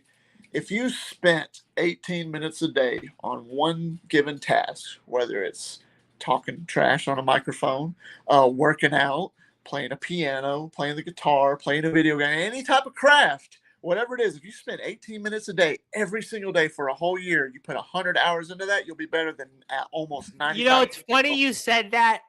I've sort of heard that term that way. So I'm going to tell you two ways I heard that as we're here with the Nemesis James Taylor, the legendary Nemesis James Taylor from our dear friends over at TBW, also host of the Nemesis Sessions and also from the PWF Promo Wrestling Federation. They say that in order to do anything, now you have to have gotten 100 hours in. So that could be podcast. People used to tell me that when I started out 4.5 years ago. A lot of my friends who knew me from my background in the political world would say, well, Tom, get 100 hours in. When you get that 100 hours, I'm telling you, you're going to be good. So I've heard it from that. And I also heard that when I used to actually, speaking of the guitar, I played the guitar and bass, and I was always told growing up that if I played 15 minutes a day on my instrument, I would eventually come to the point that I could be sort of good. Now, I never really didn't quite get the instrument because I couldn't tune the thing for whatever reason. But when it came to doing this, the 100 hours speaks very much like you said, because it took me, I would say, about 100 hours. So it took me about 8 months till I got into it, where all of a sudden I was no longer nervous, no longer stomach nods, and I was completely good. So anything, the other old adages is, my uncle used to tell this to me growing up when I lived in Connecticut for a summer, was repetition. Repetition is the whole key to anything. So you've clearly got that done here. So I have no doubt that we're going to see all that stuff here. But I want to give you the opportunity, and one more thing before I get to closing thoughts, and I certainly hope to have you back here. You've kind of addressed Mr. Steele. I'll certainly leave that as it is. Mr. Delta, you've addressed Atomic Titan is coming on here in 2 weeks, so I'll ask Atomic, I'm sure, a lot about you. You obviously had Atomic on your show not too long ago, so I look forward to what Mr. Titan has to say about your wars with him. But coming up here in TBW, we're going to obviously be seeing you here in the anniversary shows and a regular fixture here. You're 8-0. You've mentioned that you certainly are working maybe on your own streak to be the next Goldberg. Who knows? But I mean, is there anything you want to say to anybody in TBW upcoming before we see you in the ring next? Whoever is unfortunate to be there, understand that I'm looking for the profit. And I don't care if it's Matthew Joseph, the president of TBW. I don't care if it's the Beast, who's the commissioner of TBW. Mm-hmm. I don't care if it's the commentators. I don't care about the referee Carter. I don't give a damn about any single sumbitch in that business, that if they come to me, I promise you, you will be humbled. I'm only looking for the profit. And if anybody is looking to make a name for themselves, they're coming to the wrong sumbitch. I promise you. You're coming to the wrong guy, because I will make an example out of you in front of the prophet to send a message to the prophet. Now, if prophet's got a set big enough time, he'll do the right thing and he'll come out to the ring and face me like a man. We could go ahead. We don't have to wait for anniversary. I'll go ahead and I'll kick his ass right there on Rampage, and then I'll go about my merry way, because I'll send my message to him. I don't have to have it at anniversary. I want him at Rampage. And if he don't show up, then whoever has the gall to do it, they will. You see where I'm going with. I certainly see where we're going, and what it also means is that this is why you have to watch Tennessee Backyard Wrestling. This is really, and I'm not just saying it because we have Mr. Taylor on, but it is one of the top, not just backyard, but wrestling companies around. And you need to follow them on Instagram at Tennessee Backyard Wrestling, Facebook at Tennessee Backyard Wrestling, YouTube at Tennessee Backyard Wrestling. And that's where you can see where James Taylor exclusively wrestles for here in the future. And also we have here Mr. Black. Mr. Taylor has been a delight. It has been a great show. Now, if I stick around for the next guest and this fill in the blanks is wearing gold on his shoulder, I'm blocking you, Tom. Well, I can't control what people are wearing, but I do hope, Mr. Black, that you tune in and you stay with us. But Mr. Taylor, I know you're a busy man. You've got a lot of stuff on your plate. And just the fact you gave us this time, it has been a tremendous honor. I hope that we get to have you on here on Sportswire, maybe after Rampage, and maybe talk more about what you're working on. I'm sure you will be tuned in regardless to hear what Mr. Titan has to say. I know Mr. Delta has messaged me that he would like a return soon on Sportswire, because he is now a colleague that you share a locker room with, or a bathroom, whatever you call them in TBW. You do share something with him here, so he is a colleague of yours now for the moment. We'll see if you guys cross paths, but I do want to give you the floor. Anything else you want to plug, share, say? And it has been an absolute tremendous honor to have you, and I now give you the floor for anything else you want to plug, share, or say. Fire away. Well, Tom, it's been an honor to be here for one, so thank you. And I created the post on my community tab on my YouTube channel. So anybody that's watching this, thank you for coming. Please subscribe to Tom and Sportswire Radio, and hopefully maybe I'll get the honor of coming back and having a round two. Hey, listen, you could have round 2, 3, 4, 5, 6, 7, 8. I mean, you could have 900 rounds if you want. Whatever the case, whatever works, boss man. Because I want to help. I want to help you as much as you help me, as much as you help anybody. This CJ Black, I see he's anxious to see what's going to happen and everything. Unfortunately, me and him have never actually met. Well, I have to say, speaking of that very quickly, and I know the champion will be here shortly. I mean, Is there anybody that catches your eye most in ROEW? Now, I know you know Mr. Delta well. You share a locker room with him. Mr. Black, you've been acquainted with. The champion. I mean, they certainly have an emerging roster. I really like what they do in the ring. ROEW is a company that I actually think you fit in very well with in terms of and this might be a shoot, maybe it's not. I think what you do in the ring, kind of your approach, kind of what you bring to the table, the style of wrestling, I think you fit in ROEW like a glove. I mean, is there anybody that maybe catches you most in ROEW?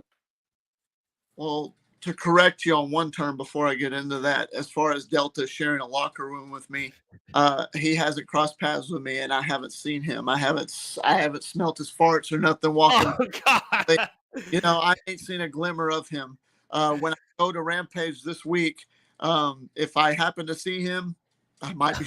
Maybe you could share Sportzwire stories, Sportzwire war stories. Yeah, there you go. So I ain't worried about Delta. He's the least of my concerns right now. He's still just a punk kid until he steps into the ring with me.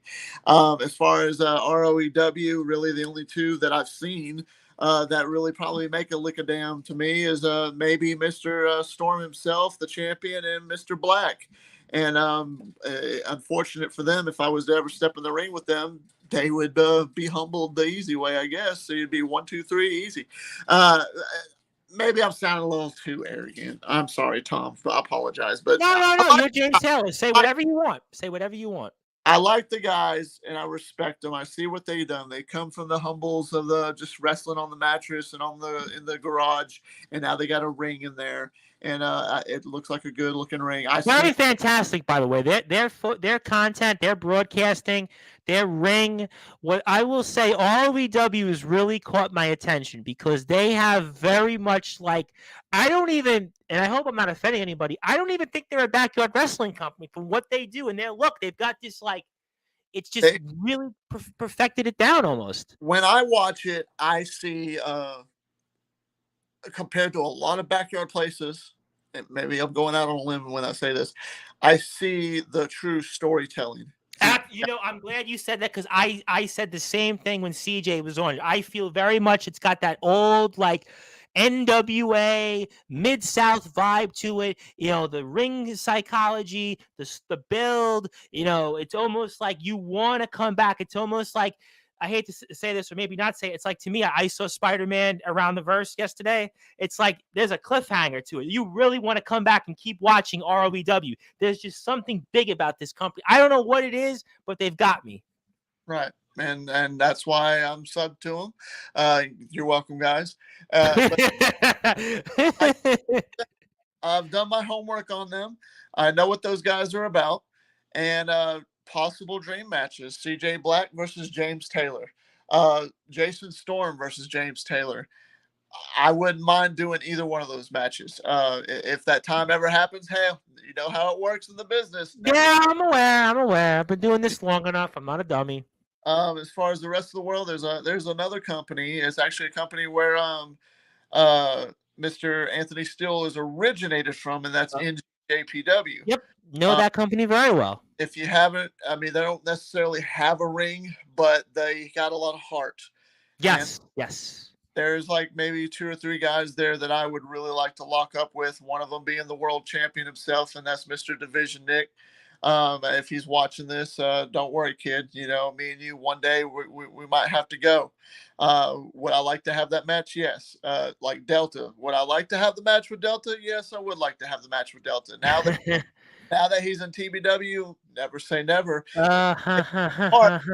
If he's smart, he'll want to lock up with me before he retires or goes on or wherever he goes next. But that, and then one other guy, he's in CBW and XCW, and I like to throw it out there, Mr. Captain Law. Yes, we know Captain Law very well. Yes, he has been tuned in here on Sportswire in the past. Yes, know Captain Law very well. Law's the guy. I know some people are like, why? He's good on the mic, and he's very he's that guy that you really just want to go to his front door, knock on it, and when he answers, punch him right in the mouth. That's literally what I want to do. And if I can lock up with that guy, then then I'll do it. And I feel that sometimes that Omen Black and Soldier GP are kind of in that aspect now. Well, Omen, listen, you got to give Omen this. Omen has gotten himself attention. What you think about what Omen Black has done, Soldier GP, you can have your opinions, but they've gotten themselves into people's homes. They've gotten themselves on their YouTube page. They have followers. They have 1,000 followers. I think about even what WCE's done. I think about Nicholas Crenton. That's a guy I would say to keep attention. A veteran guy. He's got about 19 years in the business. He'd be a guy psychology-wise that I think you could move around with. Obviously, they have Sean Jovi, Craven Rage. So, look, these companies, they have things going for them. You have, I'm sure, a laundry list of people that want to wrestle you because you are James Taylor. So you could almost be like the old days. Remember the old days of radio with the request lines? Send your songs in for requests. That could be like James Taylor. You're a wrestler now. Send in your request to want to wrestle. The Nemesis James Taylor. So I'm sure that is all that. Is there anything else that you'd like to say here before we let you sign off? Wow, it was like literally on the tip of my tongue. Okay, well, you're James Taylor. You're good. You're good. IMF. I have to go back to them for one reason. Sure, absolutely, sure. They got 1,000 subscribers. Yes, when they do. I came across them, they had a little over 400 subscribers. They talk a lot of trash about me. They talk a lot of shit because I have not shown up to face them. But Tom, the world that's listening, IMF, the reason you have probably at least 500 of those subscribers is because of this guy right here. Let me tell you why. You go on my channel, you had them on a couple of times. You did have them on. I saw it. I watched it. I had them on my podcast, yes. Every time they were on my podcast, I put a link to their channel in the description. I remember. Listen. I remember very well. I watched you. You had those guys on. You had them on in earlier in the year, I believe in January and March. I want to say you had them on 2 separate times. And I screen recorded 2 of their matches and commentated on those matches, and respectfully put a link to to their channel in the description below, and it's got a lot of views, and a lot of people from my channel said, "Hey James, would you recommend IMF to watch it?" And I said, "Go check those guys out." So did I get a thank you? No, but that's all right. I'm not worried about it. You're still welcome, and keep talking your trash. Keep talking it. But the reason you have at least half of those 1,000 subscribers is because the man here, the old man, helped hook you up a little. Okay, so I will take all the credit, but you're welcome. There you go.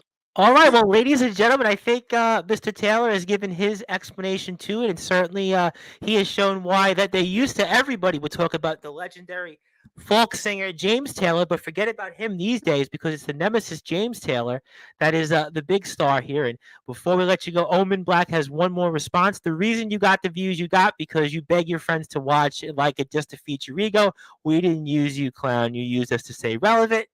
That's here nor there. We'll certainly let the viewers decide for that. But it's been a tremendous honor, and I have to get to the champion here. And I want to thank you, Mr. Taylor, for the opportunity and sharing your story. And definitely round 2, you tell us when you name the time, place. We'll definitely be there looking forward to. But we'll be looking forward to, most importantly, watching the next Nemesis session, the next Promo Wrestling Federation, especially the Rumble coming up, and also TBW Rampage, your return to the ring to continue. Let's see if you can continue that streak of 8-0 there in TBW, and congratulations on all the success. Taft Taylor on YouTube, Taft_Taylor on Instagram, TikTok, go and follow you as well, and thank you for the opportunity, and definitely looking forward to having you soon for round 2. Well, thank you, Tom. Appreciate you. Really. All right, ladies and gentlemen, that was the legendary Nemesis James Taylor, who spoke about his triumphant return to the ring in Tennessee Backyard Wrestling recently. He is also coming up and is the host of the Nemesis Sessions, where you'll see more content ahead. They're in season 2. And also here, you'll see him with the PWF Promo Wrestling Federation and many more streams ahead of 2K, Stone Cold Steve Austin, and much, much more. My name is the Reverend Tom Bryson. We are now joined here, ladies and gentlemen, It is a real treat to have him on here. And certainly this is going to spark some attention here, certainly from our friends over at ROEW. And he needs no further introduction, but he's going to get it anyway because he is the man right now that in some cases I think put his life on the line here and certainly risked a lot to keep that championship. But he's going to tell us why I'm wrong and maybe address some of his main nemesis right now, to steal a phrase from our last guest, Mr. James Taylor. So with that,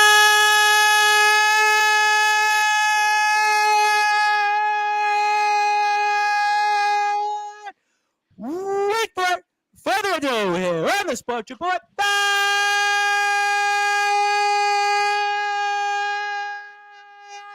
number one global sports show, the ROEW heavyweight champion of the world, Jason Storm.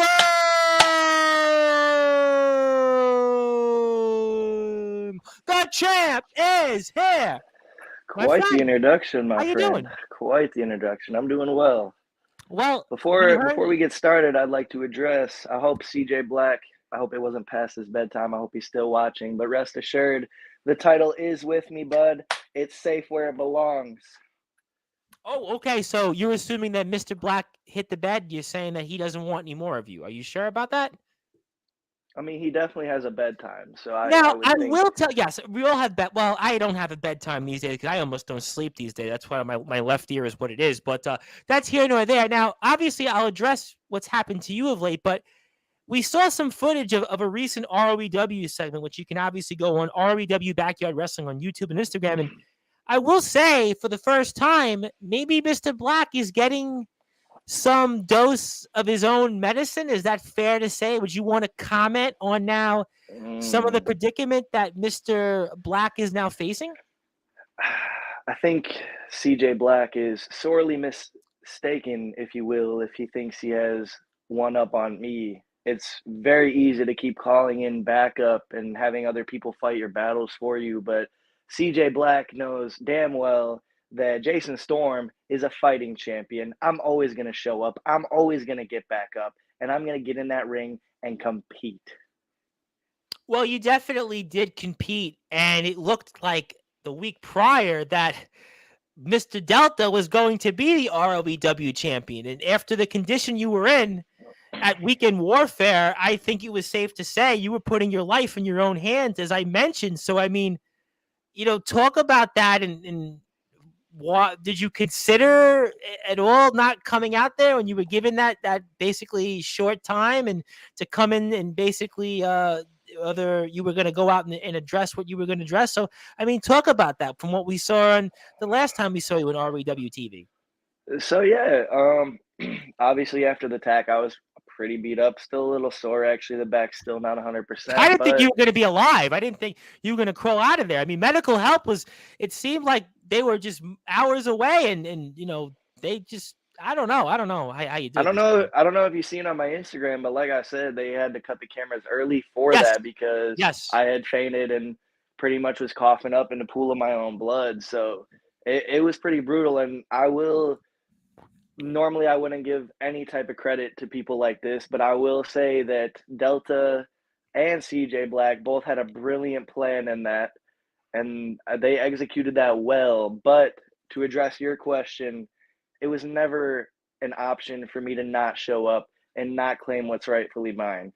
Because if you recall, the first ROEW champion after the reboot was CJ Black. Yes, I'm very aware of him. We had him to have him be awarded a championship after I destroyed him in the Detroit Riot match, left him laying after the match. That doesn't make sense. And there's no way I would let Delta get the same deal after I destroyed not only CJ Black, but his brother C Money when he thought he was stacking the odds against me. Now he's running around telling everybody that I didn't beat him. You know triple threat rules, right, Tom? Yes, I do. Yes. I think CJ Black does too. So there's no question. Yeah, I had to come and claim what was rightfully mine. There's no way I would let ROEW management hand my championship over. All right. I mean, certainly fair points. But when it comes to this whole situation, I mean, I think it's fair to say the odds have been stacked against you. I mean, do you feel like that event, even though I know Mr. Black has certainly looks like he may be on the heels temporarily, but he's got Delta by his side, and the numbers game don't seem to be in your favor at the end of the day. I mean, nobody helped you when it came to what we saw at Weekend Warfare. I mean, so how do you eventually try to outrun Mr. Black and keep this title? Because I would say with Delta by his side, the numbers game still seems to be against you, champ. Now, you have a fair point. And to be honest, I'm a bit of a lone wolf in the locker room. I kind of stick to myself. I Yep. try to get in that killer headspace so that way when the bell rings, I'm ready to go. I'm ready to defend my title against anything and anyone that steps through that curtain. But to the numbers game, we all see what CJ Black does to his comrades. He spiked his own little brother on his neck, tried to paralyze him. Yes. When Captain Law couldn't take the belt off of me, he kicked him to the side like he was nothing. Haven't seen him in ROEW since. So Captain Law was just mentioned, by the way, from Mr. Taylor about 15 minutes ago. That was interesting. Yes, you mentioned him quite a bit, actually, Mr. Taylor. Okay, and although me and Captain Law didn't see eye to eye, he definitely earned my respect with those 2 matches. I can't blame him for trying to win gold and trying to That pick up sounds a like victory. exactly what Mr. Taylor said, in a way. Exactly, and what it boils down to, Tom, is there's no way CJ Black and Jack Delta are going to be able to coexist. And while it seems that I have nobody by my side right now, all CJ Black does is make enemies. He's made an enemy out of Jacob Collins. He's made an enemy out of pretty much everybody that he's partnered up with. But he's got Delta right now, though. And Delta is as big a prize as you could get, I would dare say, in this sport right now. In this sport. I mean, in another company, he was basically mentioned as one of the most coveted free agents around. He was literally mentioned in TBW as basically what a coup they had him here. So, I mean, CJ Black for now seems like, and originally we thought it was going to be Delta and Black kind of logering heads, but Black seemed to have Delta with him. I'll admit, when Jack Delta made his return to ROEW, I was a bit shell-shocked that he decided to side with CJ Black. I don't know if you were paying attention back when CJ was essentially burying Delta, Yes. if you will, on Instagram. We addressed that here in the first part. Yep. Yeah, I do recall, as a matter of fact. I watched CJ Black's episode closely. I hope he's watching mine. Well, he has a comment actually for you, so in a few minutes. Oh, yeah? Okay, we'll get to that. But, yeah, I was shocked. I was not expecting him to come and take my head off of all people after, the last time we saw him, we shook hands. But although the finishes haven't been how I wanted them and the wins haven't been how I wanted them, I'm 2-0 against Jack Delta right now. So let the record speak for itself. Well, one of them was a disqualification, if I'm not mistaken. I believe a disqualification. I mean, as I said, that's not the way I wanted to win, but the record books show that I beat Jack Delta at Weekend Warfare. Well, I think the line we used as we're here with ROEW Wrestling Backyard Champion, Mr. Jason Storman. You can follow our dear friends over at ROEW, again, at ROEW Backyard Wrestling on YouTube, Instagram. Support this company. Really, really excited about this company. But in a way, the line we used was, you may have won the battle, but the war is far from over. I would agree, and I'll be the first one to say that I definitely would love nothing more than to get my hands on Jack Delta again. So, obviously, you guys saw the challenge. Jason Storm versus Jack Delta 3. No distractions, nobody at ringside. We can do no disqualification. We can put a cage up, whatever you want to do. I want a decisive victor. I want to know who the better man is. I've been calling for this since the beginning. Since day one, I didn't beat him the first time like I wanted either. I may have pinned him, but CJ Black screwed him over essentially. Yes, I would agree that the two victories you've had are certainly not the way as a competitor you would want it. But I will before I give Mr. Black the opportunity to respond, I want to give a shout out to another champion, the AIW World Champion via Wrestling Championship Entertainment. That is Adonis Felios, the Drip King. Hello to you, Adonis. And we'll have more WCE coverage next weekend with Dash Andrews and Prince Charles. So we'll definitely be looking forward to talking with the guys. And for more WCE coverage, go to WCE Heat on YouTube, subscribe to their page. But Mr. Black has responded, and Mr. Black, it looks like he's got a new hairstyle. Am I missing something? Like a little bit of a new hair look there? Or am I missing something there? But he Looks said like he just hasn't showered in a few days, if you ask well, me. But I wouldn't know that. You guys, obviously, as I mentioned with Taylor, maybe you guys share a locker room, quote unquote, or sort of work on the same promotion. But no one's going to help him. Everyone else sees what I see. How would you address that? I think CJ Black is a very narrow-minded individual, and while he only sees black and gray, somebody like me sees colors all around.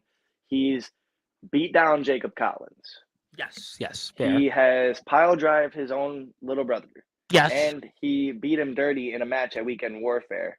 So I think it's fair to say that there's going to be other people in ROEW other than myself that have a problem with not only CJ Black, but the destructive Jack Delta.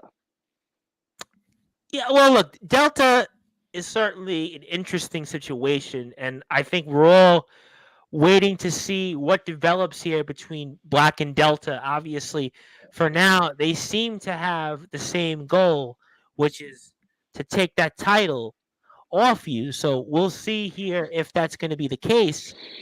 But I do have to ask you, I mean, the simple question, which I probably should have asked you at the top, what does it mean to you to be the ROEW champion? First of all, other than being champion, ROEW itself means the world to me. Being ROEW champion is probably one of the highest honors I've ever achieved. This is one of my greatest achievements. I literally bring this belt everywhere. I bring it to work. I bring it to wrestle. I sleep the with the fans belt. must be looking to take pictures with that title and certainly talk to you about this company. So I understand. I've had a few photo shoots with the title, of course, something CJ Black has never seen. He walked around with a replica belt with a sticker on it top. Come on. You're calling that a championship? Look at this. Look at this beautiful piece of gold right here. Turn it the other way around. You have it upside down. Oh, okay. And we'll just try to give you helpful advice there. I'll tell you what, I mean, and I got to say, another reason why we love ROEW and Sportswire, I mean, just a beautiful, beautiful belt here. I mean, there is no question that title, speaks for itself, and it's as pretty as it looks. And certainly you've got it in real life and you know it better than anybody. Of course. And like I said, I will go to extreme lengths to hold on to my championship with integrity, of course. Unlike some people listening, I'll try to stop throwing jabs, but the fact that for the last 8 months, CJ Black has tried to ruin my life, talked about my family. That's a shoot, by the way. That's all real. I don't know if people think it's a joke or a storyline. Me and CJ Black literally cannot stand each other. Okay, I mean, but let me ask you a follow-up point, and not that I want to make a counterpoint, but I want to try to be objective here and tell me your thoughts. Okay. If I'm going to ask it to you this way, Chan. Now, I could see the personal animosity between the two of you. We obviously had Mr. Black on. We even had Delta on. So I kind of know in a way and have a feel of the storylines. And obviously I've been watching ROEW content. But do you think, though, you play into Mr. Black's hands by kind of addressing these things the way you have? And isn't that maybe what Mr. Black wants in terms of what he may want ultimately is to take that title off you and potentially ruin your career?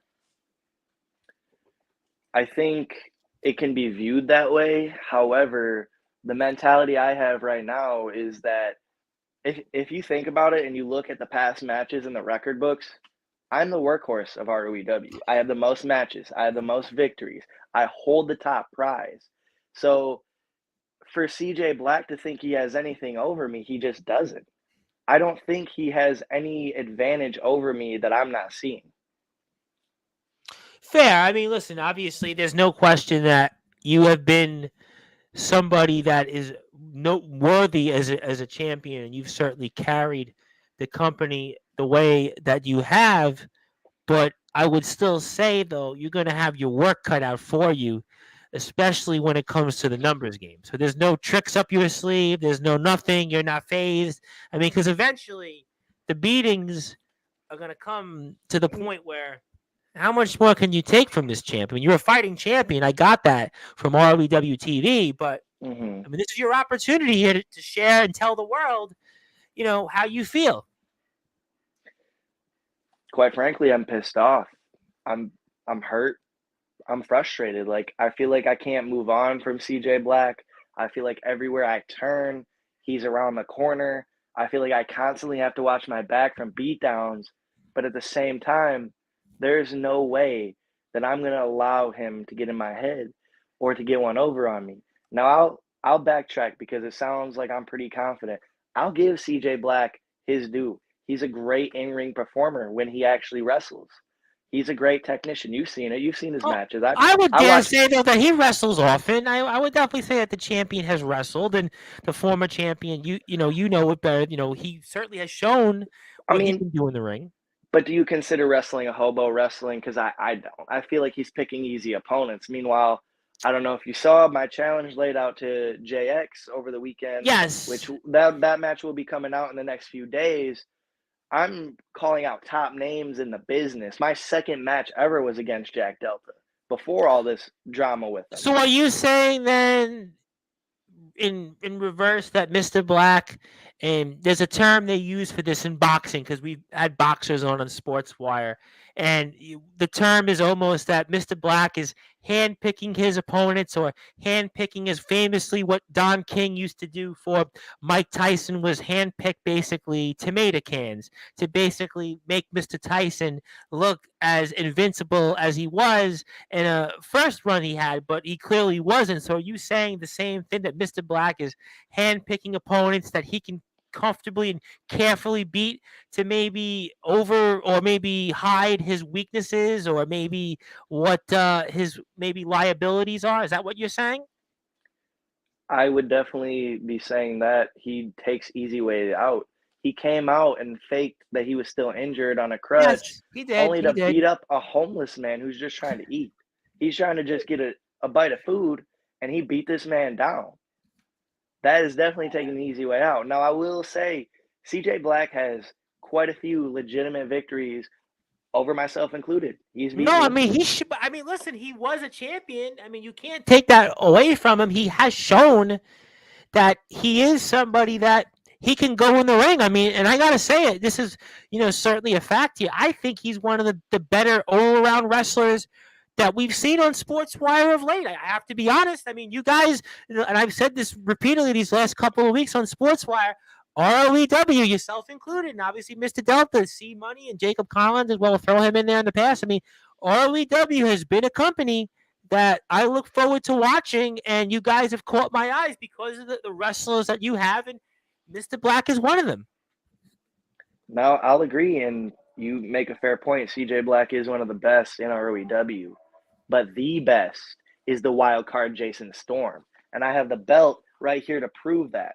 So I don't see CJ Black as better than me. I don't think he's better in ring than me. I think I outmatch him in stamina, charisma, overall endurance, ability to come back.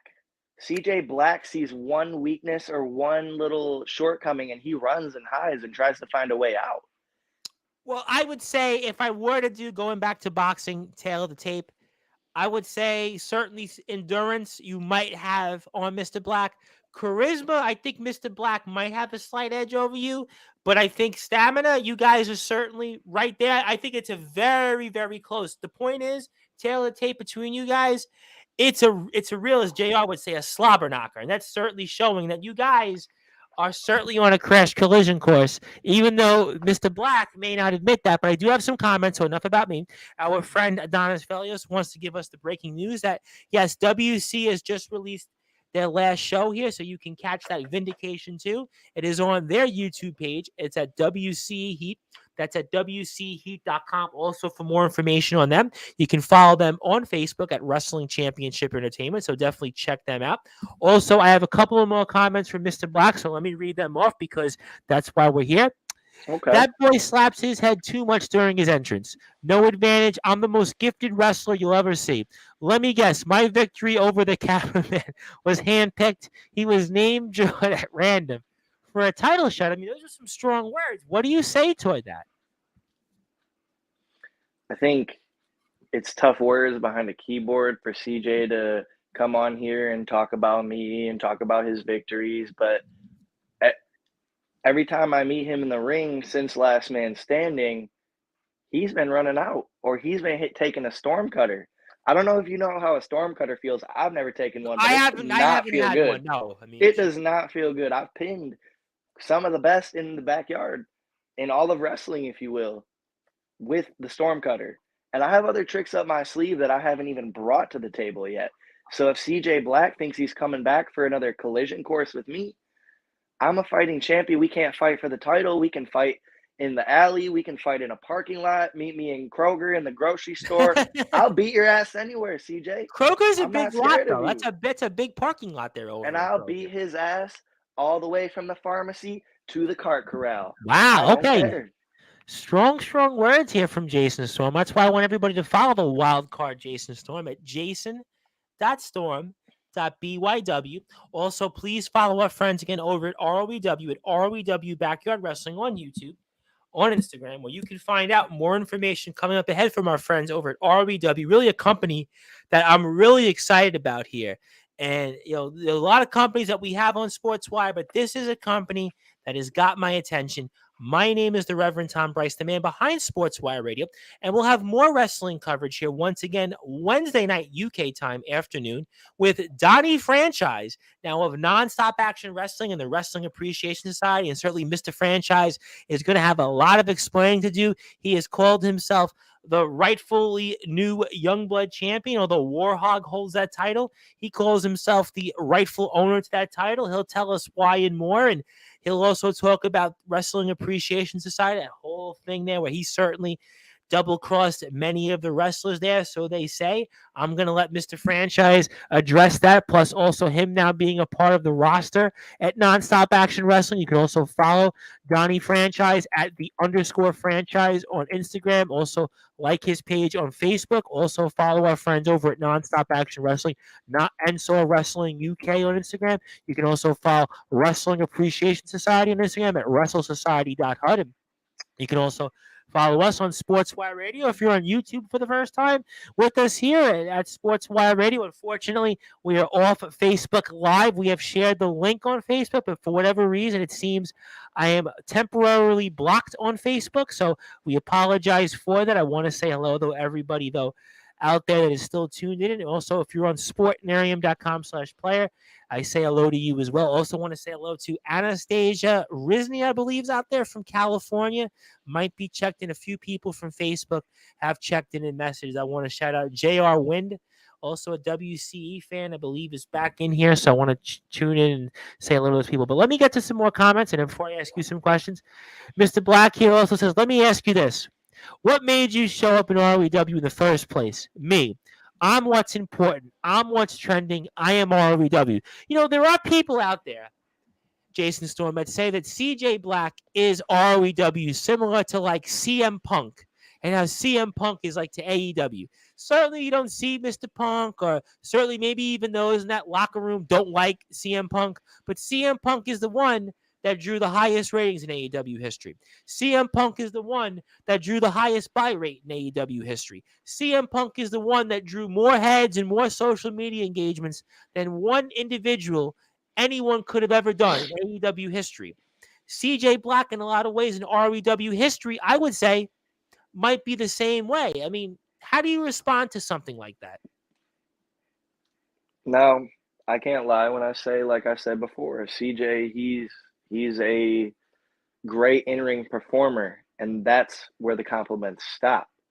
So, in terms of me showing up to ROEW, I don't know if you saw the vignette that CJ put out. I think it was March of last year, if I'm not mistaken, but sat there and it was good editing, a little bit of music in there, made himself look like somebody that cared, and he just wanted one more opportunity when in all reality he smacked and beat up a cameraman who's his own friend.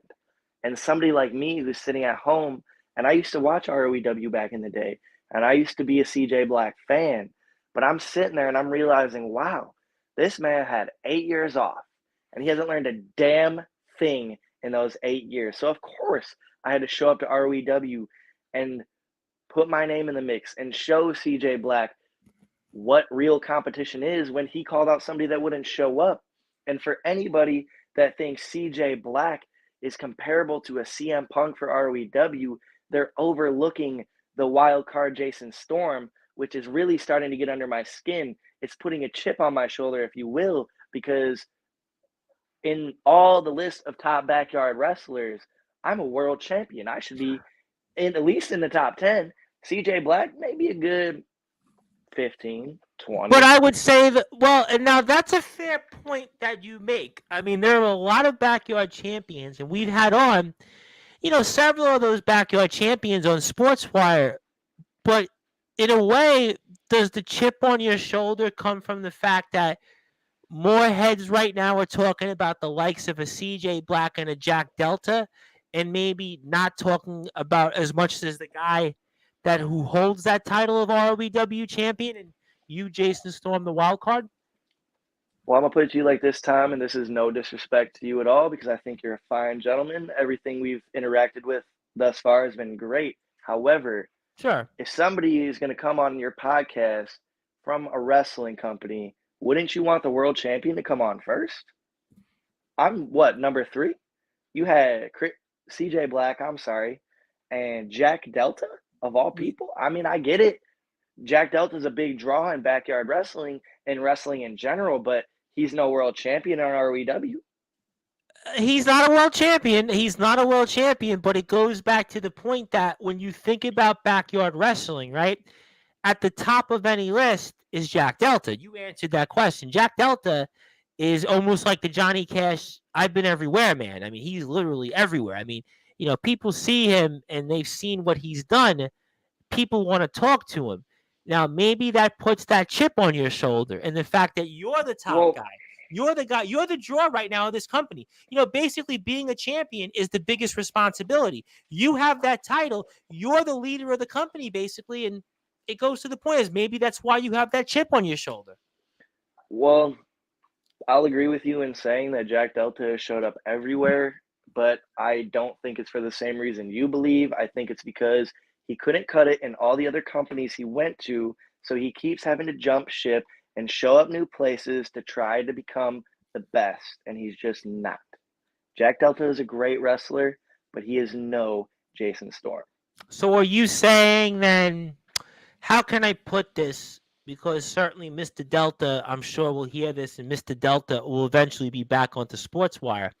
Are you saying then that Jack Delta, the man you squared off at Weekend Warfare against, is almost like, how can I put this, like a journeyman, where he's basically not quite good enough to, let's say, either A, make the starting lineup or stick around, frankly? Is that what you're saying?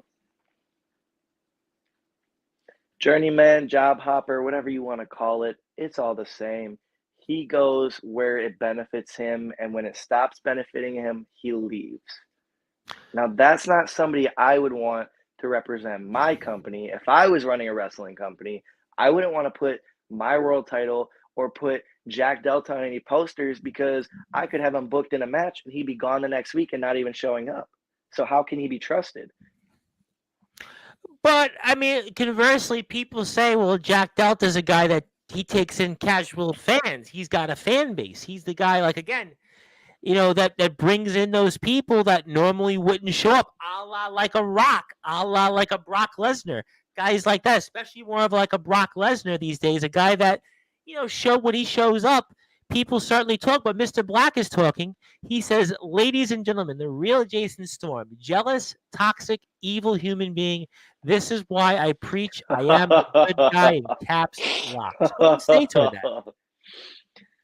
All I'm going to say about what he's talking about is if you're going up against somebody for a wrestling championship or for whoever the better man is, would you bring up their dead mom? Well, I wouldn't, but on Sportswire, I have to admit, we had a show not too long ago with Wrestling Championship Entertainments guys, obviously another company of yours also in the Midwest, and the two wrestlers were Craven Rage and James Marshall, which is their two champions, and certainly Mr. Rage invoked Mr. Marshall's family. So this would not be the first time on Sportswire that this would be invoked. I personally wouldn't do it, but what I've learned here on Sportswire is that even wrestlers cross that line when it comes to mentioning families. So I would say never count anything out at this point. But I agree with you, though. I do agree with you. Crossed, I'd say already crossed. CJ Black has mentioned my mom multiple times. He's mentioned my past struggles that I've overcome. He's mentioned everything he can to get under my skin, and it hasn't worked. So you can come on here and say I'm toxic. I'm saying everything the way I see it. His catchphrase, right? Perspective creates a hero. Yep. But who's the real hero? Who's the real good guy? Who is the one that actually has integrity? It's me. It's not CJ Black. I haven't said one thing about his family. I don't know CJ Black's goddamn family except for C Money, who came out of REW. Although we have differences right now, I'm starting to like what I'm seeing out of C Money. It seems like a change of attitude is coming. It seems like he's starting to see the light, if you will. He didn't help you, though, at the end of Weekend Warfare. He didn't help me, but he was also screwed over at Weekend Warfare. True. If I were him, I probably would have left the building too. So I'm not mad at him. I don't hold it Okay, against him. all right. Well, It is a little suspicious. Don't get me wrong, Tom. I don't know where Jacob Collins was either. But at the same time, I don't need anybody to help me. They may have beat me up. They may have put me out of action. They may have injured me. My back, like I said at the beginning of the show, it's still aching. I still don't know how you found a way to show up into the ROEW arena. I mean, I still don't know how and why you did that, but obviously you did it, and you still are carrying that title. And some of the things you spoke about when it came to, let's say, the family and the past of people, Mr. Black's quote and perspective creativity. It almost reminds me of the Spider-Man movie I saw yesterday, where kind of the main character, Miles Morales, is trying to be in a world that he finds out isn't the world he thought it would be. And almost you're saying, in a way, maybe some of the similar things that Mr. Black is trying to accuse you of, and we'll have to find out. But I was curious, especially for those that are listening and watching, and I wanted to formally ask you this. And I mean, what started your journey in becoming the ROEW champion? I mean, I had to ask you here, just to kind of get to know you a little bit. I just wanted to know, for those that are listening and watching, and how did you wind up becoming the wild card Jason Storm, who owns that ROEW championship? Well, it's real simple. As a kid, I grew up watching WWE, idolized the greats. For me, I'm kind of young. I'm 25, about to turn 26. So John Cena, Edge, Triple H, appreciate that. Shawn Michaels all come to mind. The Undertaker, greats. Larger than life figures. Why would I not want to be like that? So throughout my entire middle school, high school career, while everybody loses the edge for wrestling and it's not the cool thing, I stayed in tune. I watch wrestling every week. I watch Friday Night SmackDown, Monday Night Raw, Impact Wrestling. So even backyard wrestling, like I said, I've watched ROEW, GTS comes to mind, ESW, all of them. I'm sure TBW you watch. If you all watch TBW, TBW, we can talk about TBW as well. I have a little history with some of the boys at TBW. I was going to get to that. I was going to get to that. All right. So it's very simple. I saw an opportunity, much like CJ, I'll admit, life gets in the way. I've had my struggles. I'm a former addict. That's real life. And I went through a lot of things. My mom passed away unexpectedly, like a couple days after my 23rd birthday.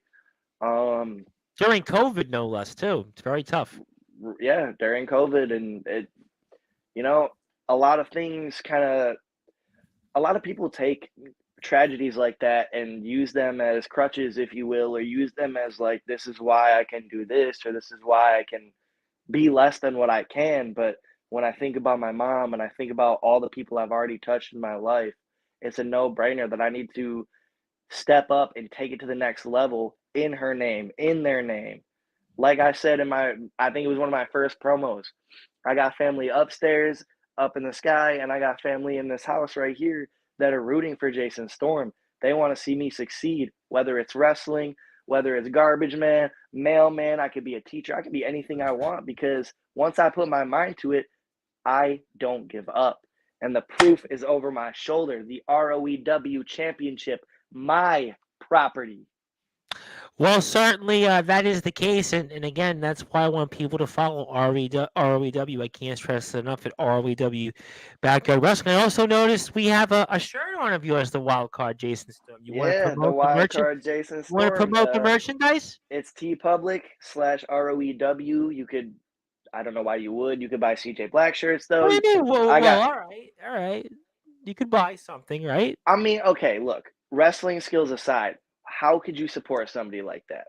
Do you? Let's be real. I know you're asking the questions here, Tom, but let me ask you one question.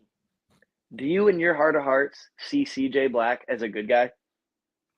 Well, that's up to everybody's got a different impersonation or impression of what they may feel. I mean, obviously, there's good and bad in everybody. You know, I actually am a reverend. I actually do have a license for that. So I Okay. certainly see the good and bad in everybody. Now, is Mr. Black fully a good guy? I don't know that answer. I do know that Mr. Black certainly has tendencies that are good and bad, and I would answer that everybody has good and bad in them. So I would have to say that Mr. Black, just like you, the wild card Jason Storm, have some good and you have some bad. Obviously, you've had some demons, you've battled them successfully, and you're back on track. You carry the championship. Mr. Black has maybe had some of his issues, but he has certainly have some good in him as well. So, you know, it's up to the individual, it's up to the person to determine who's good and who's bad. I mean, listen, we're in a society that people view things differently. So that would be my answer to that. So objectively speaking, I believe that Mr. Black has good and bad in him, just like I think you have good and bad in them. And I think that's reasons why people love ROEW. And they can kind of decide for their own who they like and who they want to get behind. And I did want to talk about TBW because you have some experience in that. And obviously, we have some upcoming guests and some previous guests that came on a little while ago. And that was certainly the Nemesis James Taylor. And he had a lot of positive things to say about ROEW. And it seemed like, I have to say that we asked Mr. Taylor a lot about other different wrestling companies that were coming on here. And, obviously a number of different names came up. And he certainly had a lot of very positive things to say about ROEW. And obviously, a little bit about TBW. And you want to share some of those things and maybe have a thought or two on what the Nemesis James Taylor had to say, because you are the champion. You are the standard bearer of ROEW. And I should rightfully ask you about what Mr. Taylor had to say about potentially coming into an ROEW ring and how impressed he was with your company. And I would say tonight, of all the companies we spoke with, he was the most impressed with you guys. And share your thoughts on that and maybe some of your own experiences in Tennessee Backyard Wrestling. It's a high compliment from Mr. Taylor himself, and I would certainly love to lock horns with him and the best TBW has to offer, whether it's a ROEW ring, TBW ring. I welcome the challenge. I mean, I heard what he said. I was watching. I'm not going to lie, and the confidence is good. I'm not going to take disrespect by that, because if you were to ask me about Mr. Taylor and I didn't hear his comments, I would say the same thing, that I don't think he can lace my boots. I don't think he can go one-on-one with the wild card and come out on top. But I've seen him go to war with some of the best. And he just did at TBW, his last match, what he did to Jay Wild, I mean, he overcame the odds and he found a way. I mean, there's phenomenal. nobody, I think, right now in this business that's as much of an underdog as him and finds a way. People can never count you out, but I would dare say nobody can count out the legendary Nemesis James Taylor. I mean, by God, you could put 3 men, 4 men against him, and he may not eventually find a way, but he'll still get up and he'll still fight. That's one thing you've got to respect and you've got to love about the Nemesis James Taylor. Absolutely, and that's kind of some values that I think I hold as well. I keep coming back. Give you that. No matter what comes my way, I always get back up and fight. I did win this championship, essentially 2v1, although it was a triple threat. It was 2 against 1. You know the odds were stacked against me. I do know that you had only a 33% chance now, mathematically. Yes, I do. Exactly. Now, when it comes to not only Mr. Taylor, but anybody in that TBW locker room or any wrestling locker room for that matter, I think when it comes to product on YouTube, product for wrestling in general, ROEW is the top or one of the top. For me, I'm going to be like, I'm a little biased, but I think ROEW is the best. I think we put out phenomenal matches. I think very good content. I have praised RVW. I have and this been you is guys big champions of late. So I will and say that. I appreciate it because I mean it's not you're not wrong. It's all facts, and this is no disrespect to anybody that gets in the ring, but there's a difference between playing wrestler and being a wrestler, and I think everybody that steps through the curtain at ROEW is a wrestler. I don't think they're playing. I don't think they're having fun. I think they're trying to go to war, trying to make a name for themselves, trying to put on good matches, trying to have heavy hitters, trying to leave a legacy in this industry. And that's why I do pay attention to a TBW or an ESW because they have big names that can actually wrestle. And I've seen some on the opposite end of the spectrum, and I won't name any names or any companies, but there's people that look like they're crawling around and rolling around with each other like it's kind of some different kind of fun, if you know what I'm alluding to. Sure. I understand, but I actually have to cut you off in a second, and the reason that I have to cut you off is because if I were to tell you right now that the Nemesis James Taylor has actually requested a microphone and is to come on here live to Sportswire Radio to address a couple of different things you had to say, could I give him the opportunity to come on and speak to you? Absolutely. I'd love to have him on. We can Okay, talk so face to I'm face. going to actually go ahead here. And Mr. Taylor has requested a return to Sportswire Radio rather Welcome quickly. back. So welcome back. It was nice to know you again. And Mr. Taylor himself here, you've returned to Sportswire after we just had you on. I know you heard a couple of things here that the champion had to say, and I'm just going to give you the floor and fire away. I won't take too much of your time. And Mr. Storm, it's an honor to meet you. James Taylor, by the way. I know this is your time right now, and I know it's very valuable. You are the champion. I respect that. But I just figured I'd come in here, and you've got some personal beef with one CJ Black. Is that correct? Absolutely. So if you allow me to give you a little veteran advice, and I'm Sure, saying this with all due respect, kid. I want to see some fire. I know it has nothing to do with me, but I just felt as a veteran, I should come in and give you a champion. I'm a 12-time world champion myself in the backyard throughout my on and off 25 years. I know, that's kind of a feat. You are currently holding at 10 pounds of gold on your shoulder. I respect that. Veteran advice to you is to get serious. I don't believe you. I'm going to criticize you. I'm respecting you. And one day, yes, I would be honored to step in the ring with you. But right now, I'm going to tell you this, and this is maybe to light a fire under your ass, because I want to see you beat the crap out of somebody like CJ Black, because a guy like him makes me think of guys like Anthony Steele, just to name a few, and Gage Flair and Atomic Titan, because they really think they're the best. When Jay Wild. You're the guy holding a strap right now. I don't believe you. I don't see the fire. I don't see really the passion. I just hear a monotone. You need to get loud, kid. You don't have to do it right now. You don't have to do it with me. Just let this sink in your head. If I was in your shoes, I would have knocked the smirk off of CJ Black and made him CJ White when I was done with him. He took his tail and run back to the bowels of wherever the hell he came from, and nobody would stop me. You're a good kid. You're green. You got a lot to learn. I know that's probably going to piss you off, but that's what you need. You need somebody to piss you off and beat the crap out of somebody like CJ Black. CJ Black's probably in here listening, or he's in his bed, tucked in, ready for bed. It don't matter. You are Jason. You're Jason Storm. You're the ROEW champion. I want to come there and lock up with you and fight you one-on-one because I believe in you, kid. I want to see you kick the crap out of anybody. I don't care if it's Jack Delta. Jack Delta just recently came down to TBW. And like I told Mr. Tom earlier, if that son of a bitch ever crosses paths with me, I don't give a damn how many feds he's been in. He jumps feds like a prostitute in church. That don't impress the nemesis, James Taylor.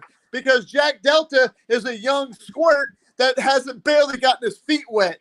You need to stand up and show the world why you are the ROD, whatever, world heavyweight champion. Because I promise you, if you had that fire, and I believe you just got it locked in, you ain't had somebody piss you off yet.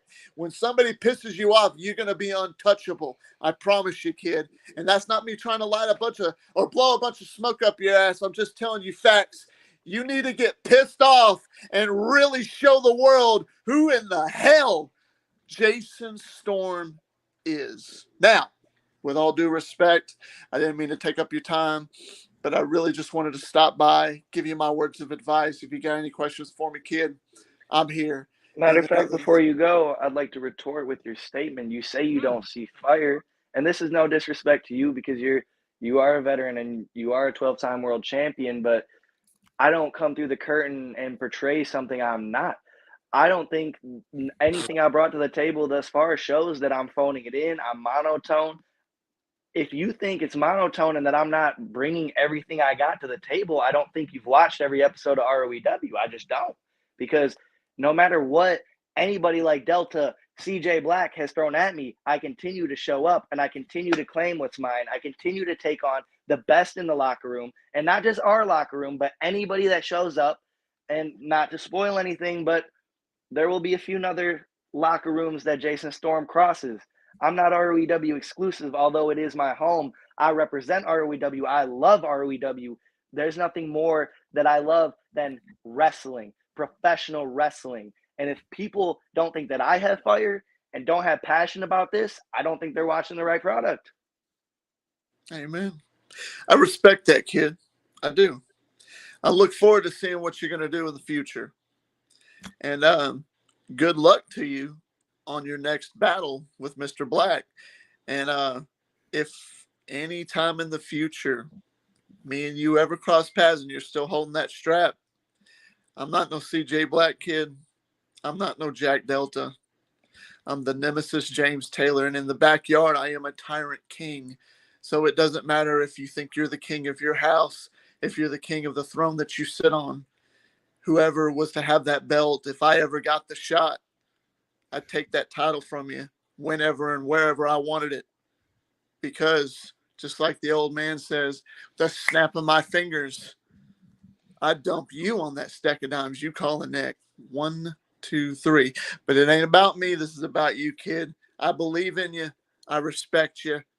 And there you go. Now, it does a little bit to me sound like a challenge. So, Mr. Taylor, I respect you. I admire your work. But anytime, anywhere, your arena, my arena, I'll put this championship on the line against you. And spoiler alert, Storm Cutter, 1, 2, 3. You might be a tyrant king, but all tyrants get beheaded in the end, my friend. That's all right. Well, I guess I hope to see you soon. If I can retort, and then I'll leave. No promo. No. You're James Taylor. You're right. I like that.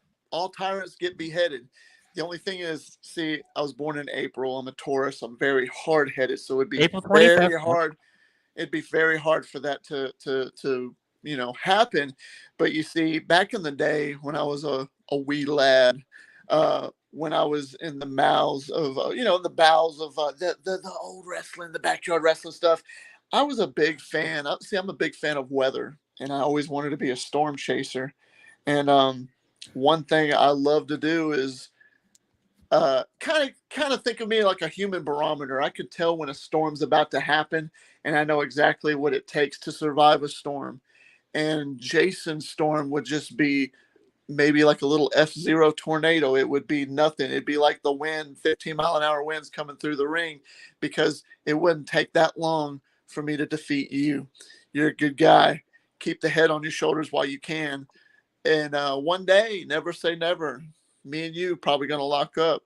And it would be a hell of a match. But I promise you, kid, I promise you, for a belt or not a belt, you will be humbled by the nemesis James Taylor.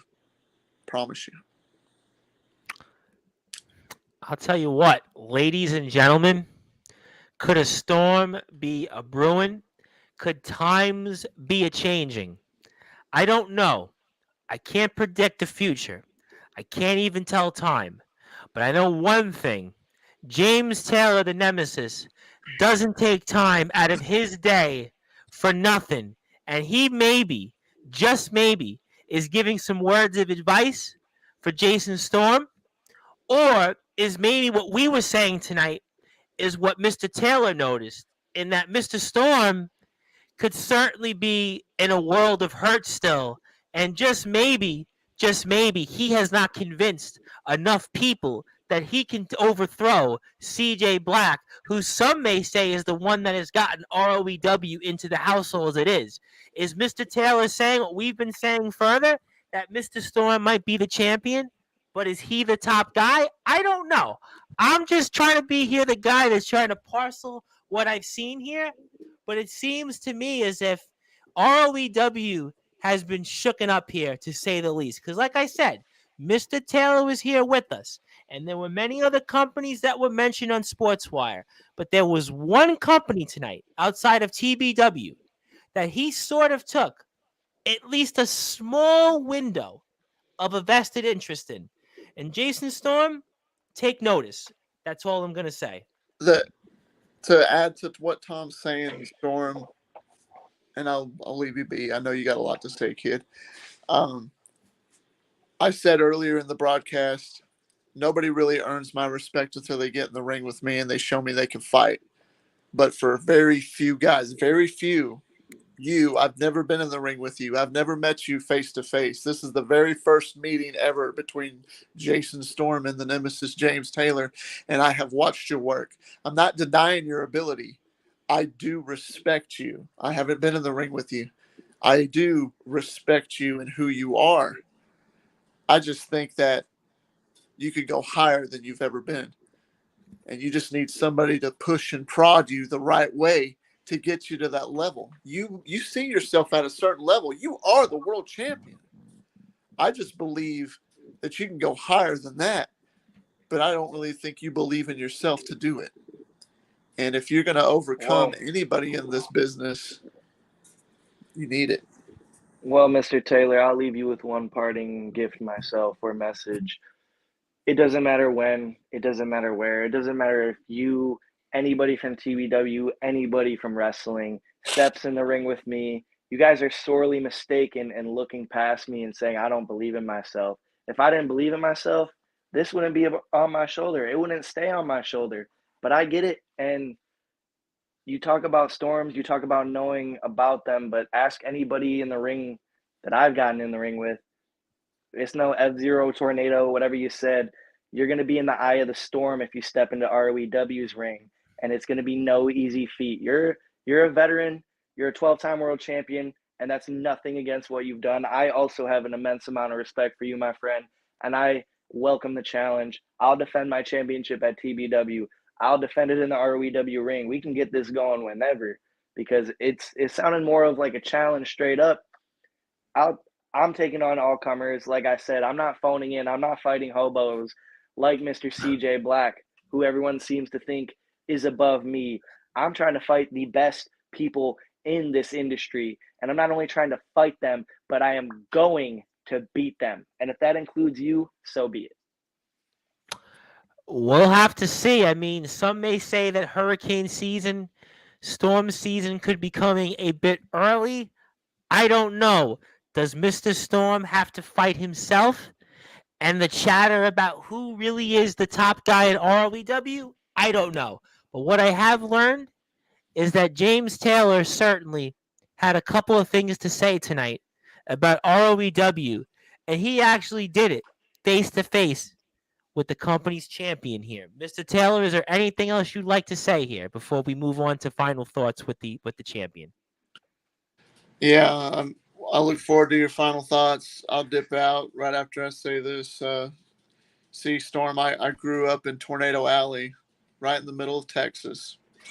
I'm always prepared for a storm. I've survived every storm I've been in. I met a lot of guys like you in my career. They've come and gone. None of them really have ever gotten the job done. I had a guy pull me out of retirement because he said that he was better than I could have ever imagined to be. And I destroyed him. Win, lose, or draw, kid.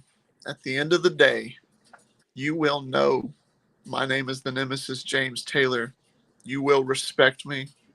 You'll earn my respect if you can go toe to toe. I believe you could. But right now, it's not about that. Right now, it's about you defending that strap against CJ Black, Delta, whoever the hell it is. You go do what you got to do. I'm not a hard man to find. TBW's door is always wide open. I represent Tennessee backyard wrestling right now because that's where I'm at. Delta found me. Delta knows where I'm at. I'm sure he's looking to face me one day. Not saying it's going to happen. If he's lucky enough, I'll sign the contract. But if he could do it, if anybody could do it, I'm pretty sure you can bring your little scrawny mop hair ass down to Tennessee. Or maybe, just maybe, James Taylor might have a little trip up there to Michigan. And I'd step right into that little square circle you got. I'd look you right in your eyes. And I'd take that title from you. You're a good guy. I'll see you around, Tom. I appreciate you, Tom. And Whenever you're ready, James. Whenever you're ready. As the words famously, Jack Nicholson's character, Jack Napier, had said before he transformed into the Joker, famously to a young Bruce Wayne. He used the words, "See you around, kid." Did the Nemesis James Taylor just do that to Jason Storm? I'm not sure. But tonight on Sportswire Radio, we definitely were shooken up a little bit.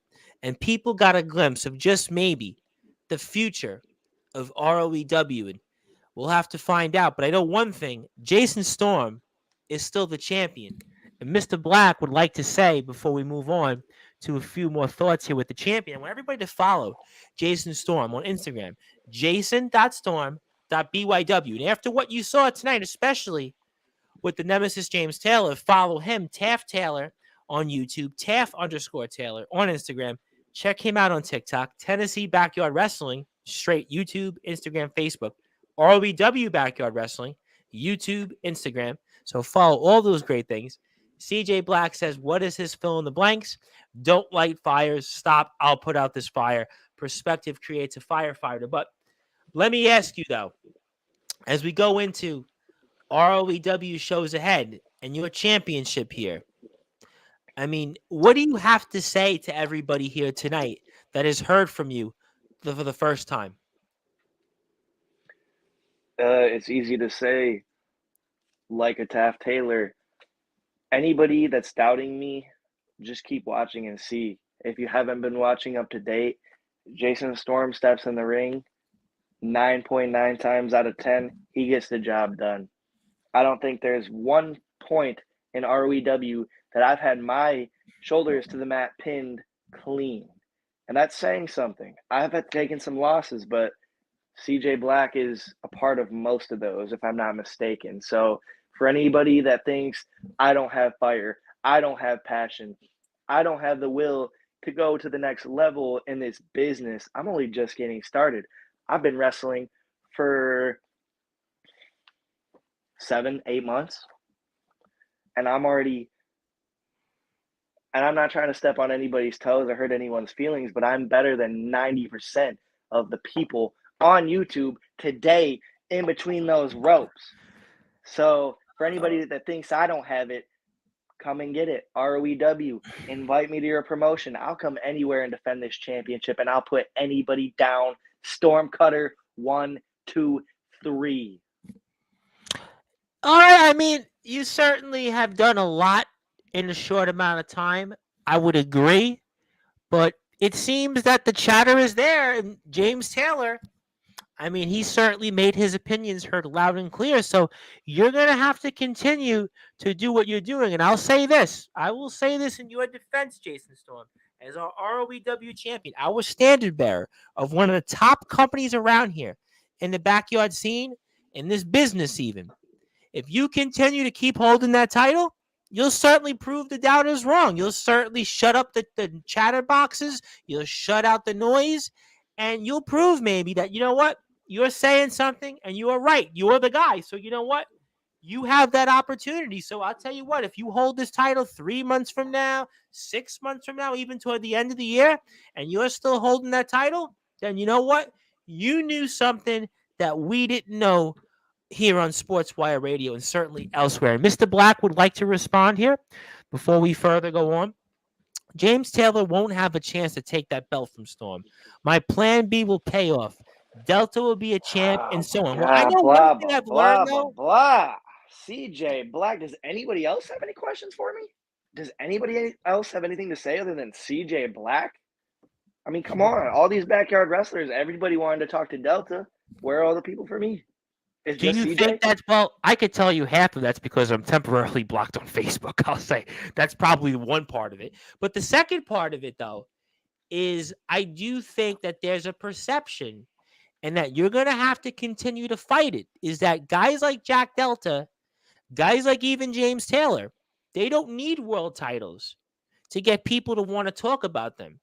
They get people to want to tune in. You're going to have to earn and claw that. If you're the champion here, listen, if you have a reign like Roman Reigns, you're going to be just like Jack Delta. You're going to be just like James Taylor, Anthony Steele. The list goes on. So it's in your court. You said storm season is a tough thing. You don't want to be in the eye of the storm. Well, I'll tell you what.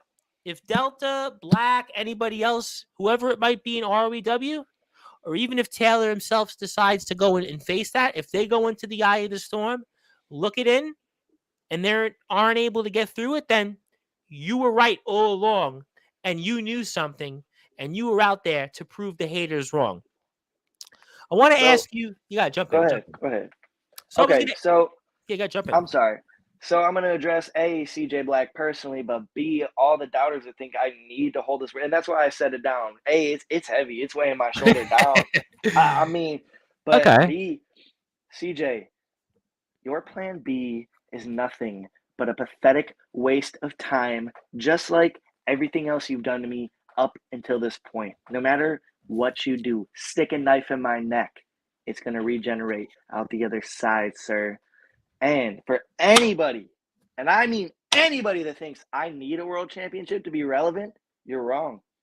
World champion today, not tomorrow. I'm going to continue to grind. I'm going to continue to put on classics between those ropes. I'm going to continue to be one of the best wrestlers on the internet today. And there's nothing that a James Taylor, CJ Black, Atomic Titan, Jack Delta, it doesn't matter who it is. None of them can lace my boots. None of them can beat me. I've beaten CJ Black. I've beaten Jack Delta. Anybody that wants to step to me can find out what I'm all about. It doesn't matter what anybody thinks. It matters what I prove every day in that ring. And for anyone to say that I need a world champion, you're jealous that I won it in 8 months. You're just jealous. I'll tell you what, people right now, they watched what James Taylor, the Nemesis, had to say, and apparently there's some questions. Does Mr. Storm respect James Taylor even more after that interaction? Now, to be fair, I do. Because James Taylor, unlike other people I've stepped in the ring with, grew a set, came on here and said what he had to say directly to my face. He didn't type it on a comment on a keyboard. He didn't hop on YouTube and keep throwing shots and insults, trying to steal my spotlight once again. So yes, I do respect the hell out of James Taylor for coming on here and addressing me face to face. And I welcome anybody else that thinks they can beat me to do the same. Has Storm watched any of James Taylor's matches? If so, which one stood out to him? What's his thoughts on his in-ring abilities? Now, like I said, the last match James Taylor was in was a classic, and I do watch a little bit of TBW in wrestling when I can. I am a busy guy defending my championship, but I do pay attention to future opponents. And James Taylor, like you say, he's a veteran, and he is a decisive man between those ropes. 12 world championships don't come overnight, and that's an accomplishment. There's nothing I can say about James Taylor discrediting him, because when he steps in those ropes, he does what he says he's going to do, but he's never stepped in the ropes with me. Okay.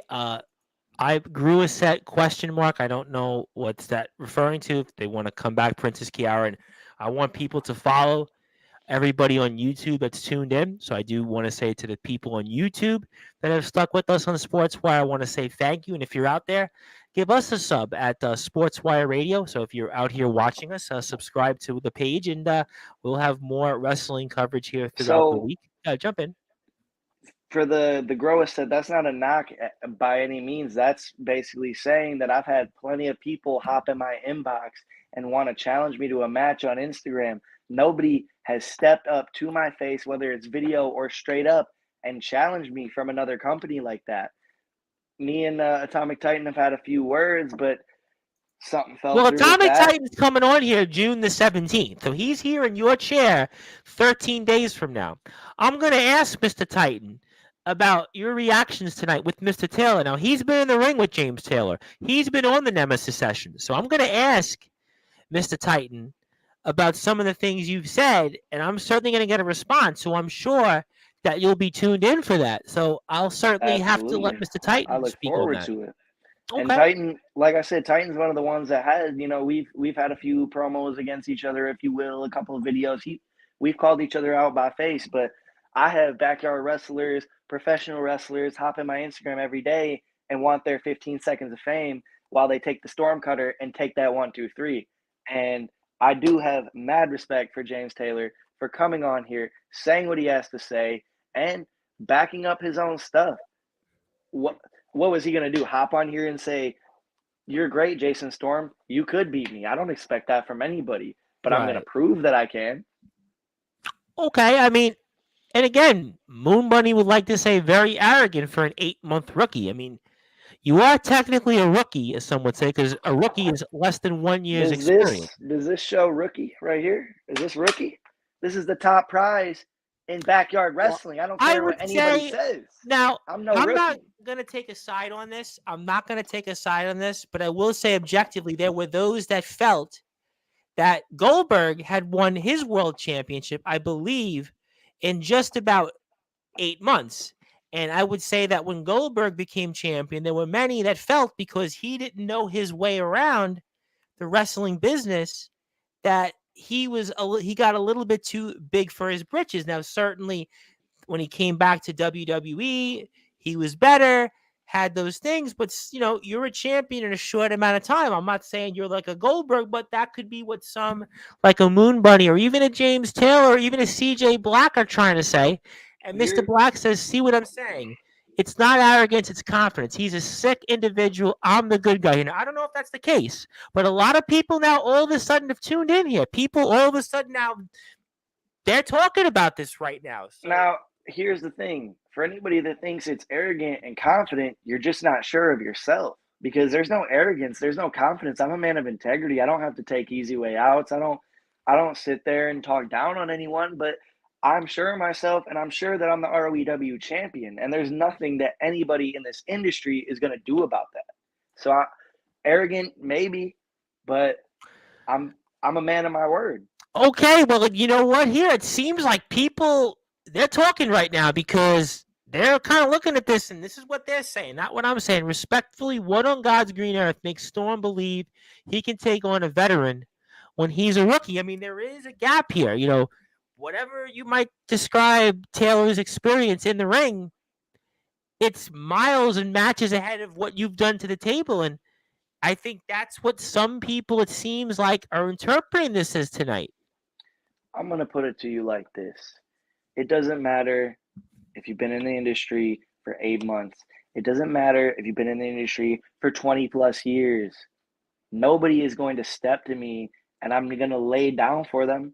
So for anyone to sit here and say, what on God's green earth makes me think that? I think that because I think I'm the best. I think that because I'm holding the world championship. So why would I not think that? What on God's green earth makes you think I would not think I'm the best? 8 months or not, I'm a world champion. I'm holding gold.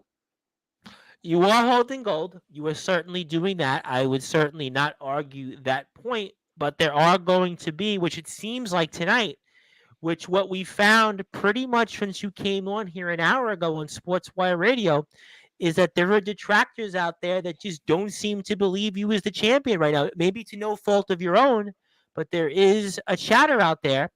And more of it continues because we're seeing it firsthand tonight. Rookie mistake. The title doesn't make the superstar. It's the superstar that makes the title and makes the run. And listen, there are wrestlers all the time that had world titles. I mean, for example, Sid Vicious, Psycho Sid, was a world champion, what, 4 times, 5 times? How many people really think of him as a world champion? People think of the likes of a Flair. People think of the likes of, you mentioned Cena, Triple H, Hogan, most certainly. So, I mean, there are people that have been world champions. I mean, Great Khali was a world champion. He wasn't made as a champion. The superstar makes the title and they make their own brand. You have to be your own self. So that's what some people are saying. And it seems to me it's a growing sentiment. So not only are you having to fight right now, CJ Black and Jack Delta, you seem to have to fight this outside noise here, which that's something that And I it's welcome real. it. And to retort with what everybody thinks, rookie mistake, you're obviously not listening to the show. If I lost this world title tomorrow, I'm still going to keep grinding. I'm still going to step in those ropes and put on classics. I'm still going to be one of the top, if not the top wrestler around today. I don't need this championship. If I lost it tomorrow, I'm not going to pack my bags and give up. I'm not trying to ride off of 15 minutes of fame. I came to wrestling and to ROEW to make a name for myself. And yeah, I might be only just getting started. Call me a rookie. I'm new. And I am taking advice from veterans. And I did listen to what Mr. Taylor said. And I'm not going to take that lightly. I'm not going to take what he said, how he could be me lightly. And I think that a veteran like Taft Taylor can respect that I, as a rookie, still believe that I could get one on the veteran. And I think as a veteran, when he was a rookie himself, he believed the same. And every wrestler before me has done the same. I'm not disrespecting him. I'm not disrespecting any veterans, but I still think I'm that guy at the end of the day. You might be. You might be. Now, it's a fair play that you might be, but you've been given an opportunity in a short amount of time.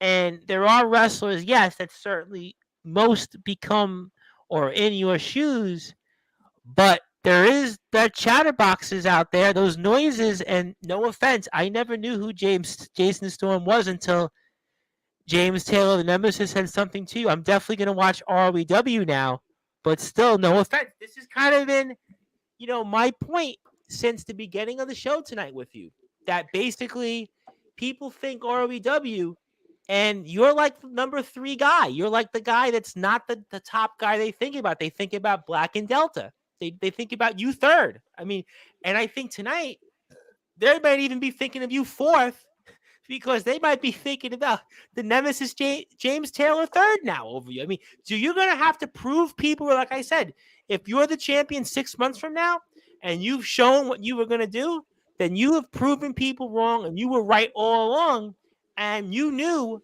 that something that we didn't know. So you're going to have to create your own brand. You're going to have to make that path for yourself, and that's going to really determine your title run and your fate, and how you're remembered as not only champion, but how we remember you in ROEW. And I have no doubt, champ, that we're going to be talking about you certainly with Mr. Titan on the 17th. We're going to be certainly talking about you throughout the summer on Sportswire, because ROEW coverage is going to continue. You know that Black and Delta are going to be back. They both said they're already coming back on here. So you know that they're going to get the floor, and it's going to be the eye of the beholder. CJ Black has been echoing around the community. I want to see Storm get up there too.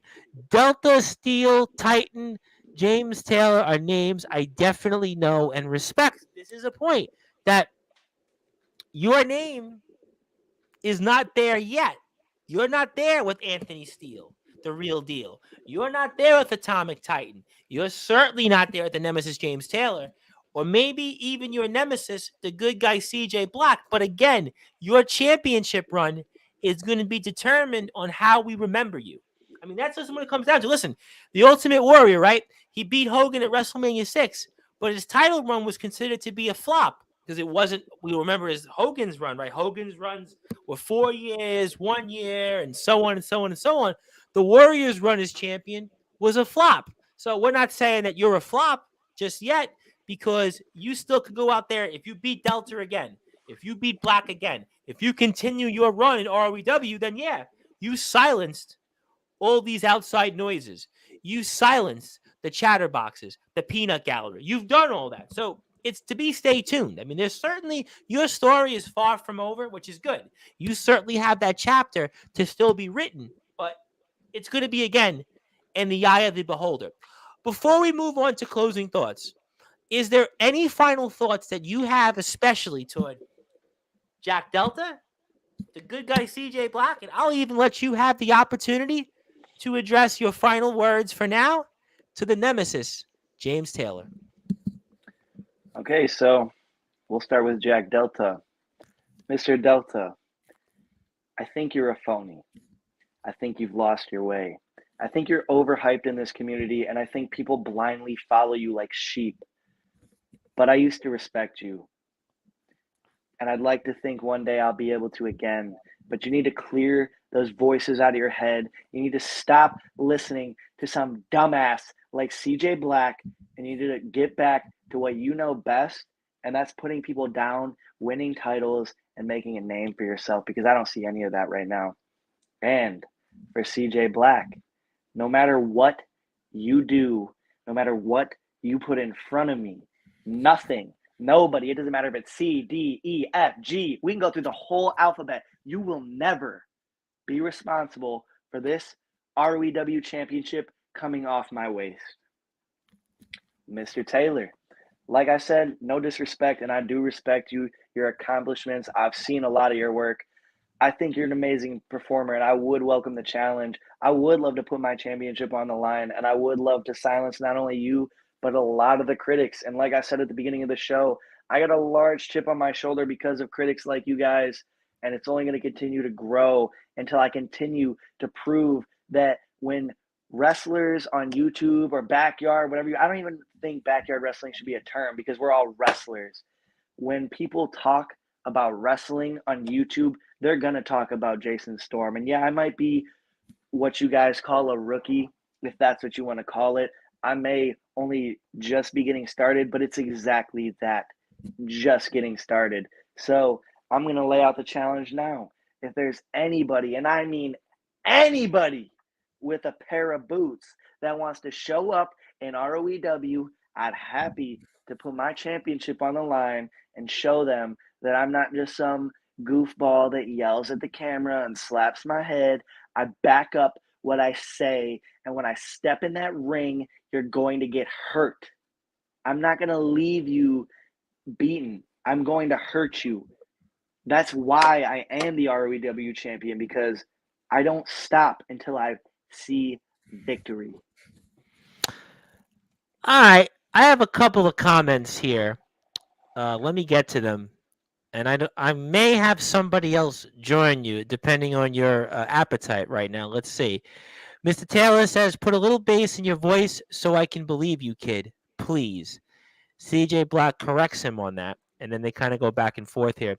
His eyes need to be a little wider, Tom. He looks sleepy. Well, it is getting late. So to be fair, I will do that so I can understand why the champion is maybe tired. I mean, you want to say something to that very quick? I would.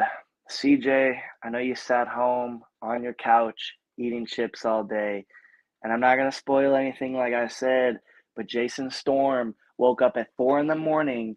and drove, and I've wrestled multiple matches today. I've defended my championship today. I'm doing and saying everything that you want to be. And Mr. Taylor, you can talk about bass in my voice all you want. Watch ROEW.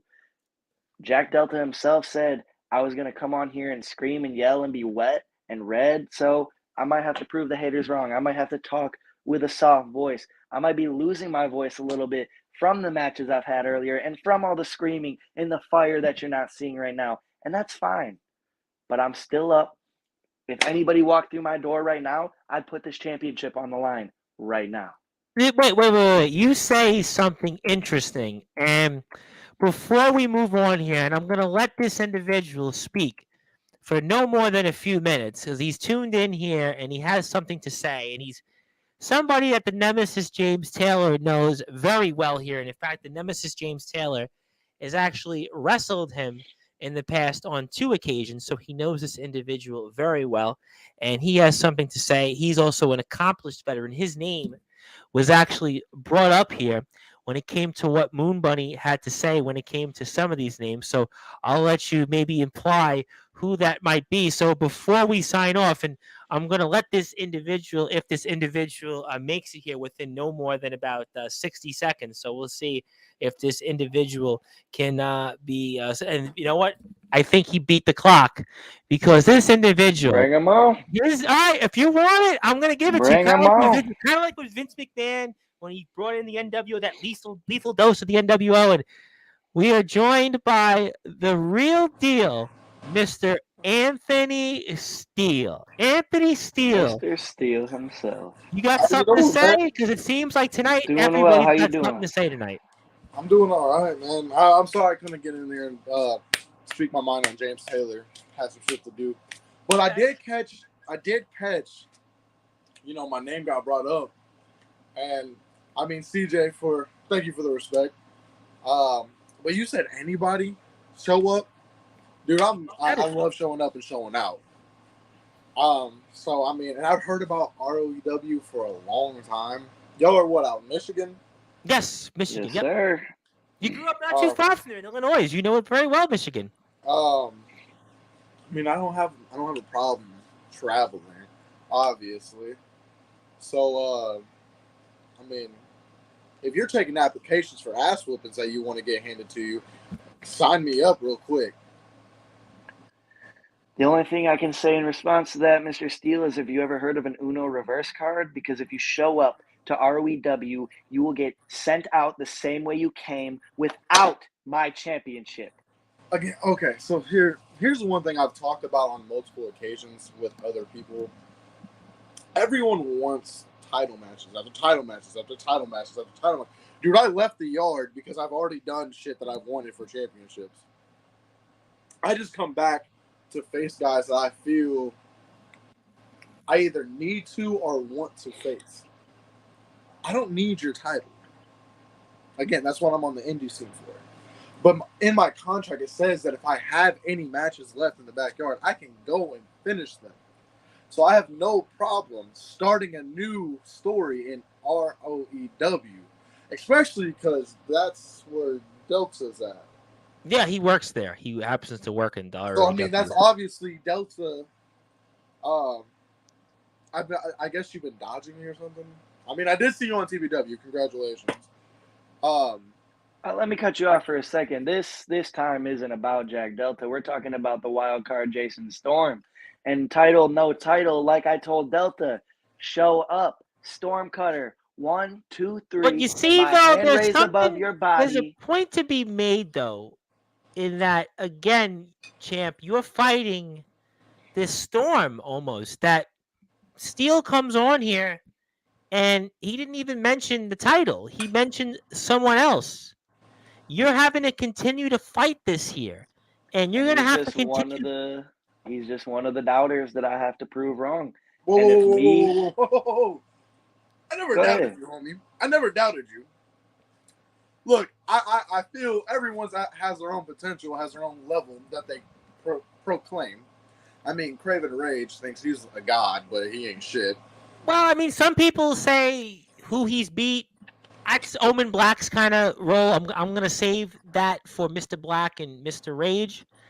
So I'll let those two answer that there. But we obviously, can I'm not going to take any credit from you. You're obviously a world champion for a reason.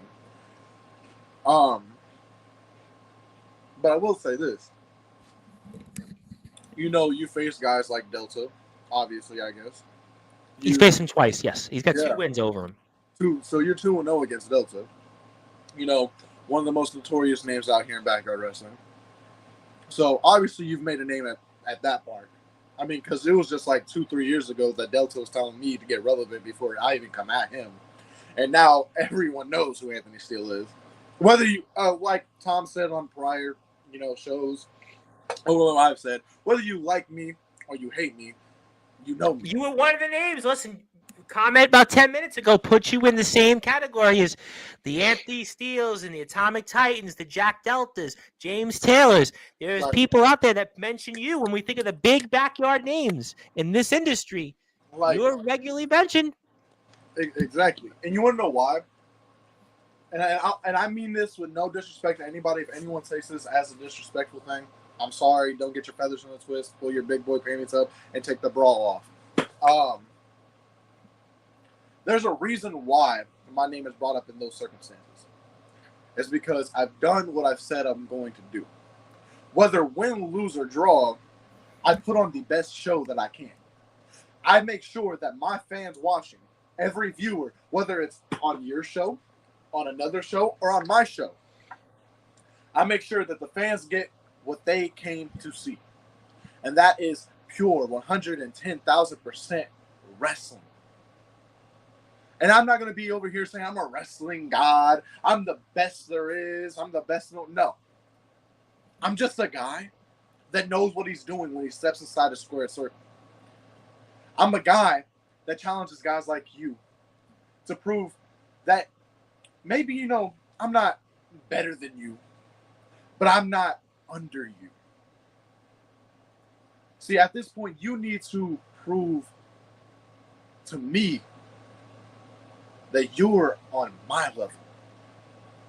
Like I told Mr. Taylor, Anthony Steele, challenge accepted. You can show up whenever, and I'll be happy to show you what Jason Storm's all about. Win, lose, or draw, I know it'll be a hell of a match. That's for damn sure. Oh, yeah. Well, I'll tell you what. You might be getting a taste of things to come. I'm not quite sure. There are people that would like to say a few things here before we move on to some final thoughts. We want to be respectful of people's time. I know that the champ has he did drive 10 hours in order to come here, so we appreciate that. CJ Black makes me think of burnt Cracker Jacks. I don't know if I've ever had burnt Cracker Jacks, so I'm going to plead the fifth on that one. So I don't know about that. Get great value Bam Margera off my screen. No one's jumping in the way of my plans. I'm not sure who Mr. Margera is. It maybe Anthony Steele, because you do have a little bit of the Bam Margera reference. Although I wouldn't want to be Bam Margera these days because I think he's trying to avoid paying child He support. would have said left-handed freak if he was talking about Yeah, me, so mentioned he's that got to with be Taylor. talking about Steele. Steele, did you know that Storm is only an 8-month rookie? I think that's kind of why you came on tonight, right? The real deal, Anthony Steele, because a lot of people some people feel that that's the case. And Atomic Titan, by the way, you know him very well. And Anthony Steele, you should There know he is. that Atomic freaking Titan's coming on to Sportswire June 17th. He's going to be in both of your chairs 13 days from now. So you might want to hear what Mr. Titan has to say. And he says, Jason Storm, I take you on anytime, any place. So maybe that's an opportunity. Only for thing you. I can say to that, Titan, is the offer has been there. I need a date. You show up to my show, I show up to your show, and we can get it done any way you want. But just like I've told Taylor, Steele, Steele's Black, here right now, though. Delta. But Taylor Hold on, can't.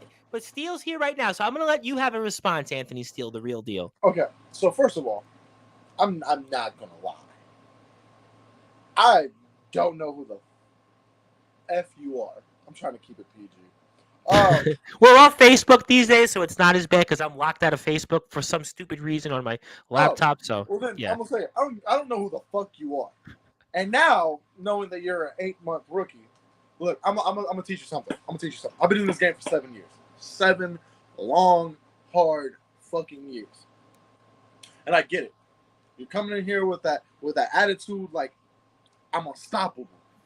I'm at the point in my career where nothing can knock me off this high horse. I was in your spot, man. But I'm gonna tell you this right now. Where you're at right now, when you hit rock bottom, you're gonna hit the hardest. You're going to feel the worst pain and agony mentally and physically that you've ever felt leading into anything like this. There's a time to be arrogant, but there's also a time to be humble. 8 months in this business is nothing to try to make out of it. Look, I can say I've worked on a car for 8 months. Doesn't mean I can work at an auto body shop. It doesn't mean I'm a great mechanic. It means I've tested the waters. You're putting your toes in, man. And I say this with respect. Coming from, again, I've been in your shoes. Make sure you know what you're really getting yourself into. And don't just say, oh, I know. Because I'm going to tell you this. A lot of people say that, but they put their own foot in their goddamn mouth. And they bite down on their toes, bro. Now, I don't mean to cut you off, but I don't see why everyone's thinking I'm not humble. I've admitted that, like I said, Taft Taylor's a great performer. I even admitted that my arch nemesis, CJ Black, is a great performer. Anthony Steele is a great performer. You've done everything you've done the last 7-8 years for a reason, correct? But that doesn't discredit anything I've done in my short time. And I obviously got the belt to prove it right now. So obviously humble. Arrogance is a word that a lot of people misconstrue with confidence that they don't have. And I'm just not seeing it I'm not saying you, but a lot of these people coming at me and saying it, I just don't see it. And that's why they're jealous. It's jealousy. Not that we're misconstruing it with confidence. Because every person that steps inside a square circle should have confidence. Because I'm going to tell you this right now. Being on the indie scene, I can tell you, those fans will eat you alive, man. If they can't feel that you feel what you're saying and what you're doing in that ring, they'll know. They'll see you, and they'll feel it. And they'll fucking target you. And they'll look at you and call you out on everything. It's not that we're replacing confidence with arrogance. It's you're too confident, which is making your ego go from where it should be. You're a world champion. Congratulations. I've been a 3-time world champion. But your arrogance should be here. But your confidence has went so high that your arrogance is now up here. Well, that was the point we made. And we're here with Anthony Steele, the real deal Anthony Steele. And please give him a follow. If you are on YouTube, go and follow him. Also, go catch him on Instagram as well. Make sure you find him at Anthony_Steele27510. Please make sure you follow him and find out where you can watch him in the ring next. But before I move on, because I'm gonna wrap up here, I promise everyone tonight, but there are a lot of people here that actually have tuned in here. I will say this. This is the point I made about Goldberg. Goldberg becomes the world champion 8 months in, has the long streak, loses to Kevin Nash, and there was a feeling that he took that loss and he lost that locker room, the respect, and he never quite really gained it back until years later when he had that other stint in the WWE. So there are some comments. Let me get to them. Has this guy actually seen an ROEW match? Go watch Weekend Warfare and see what we're about. Seems like you have your stuff wrong. That could be toward maybe Mr. Steele or Atomic Titan. No disrespect, Storm. You're a great champion. Rather have you than CJ Black as champion. So, Jason Storm, I'm going to give you final thoughts, and I'll let Mr. Steele give a couple of final thoughts here, and then we will sign off for tonight because I don't know how much of a voice I have left myself. So I'm going to give you, Mr. Storm, the opportunity to say whatever you want right now. Any closing thoughts, anything else you want to plug?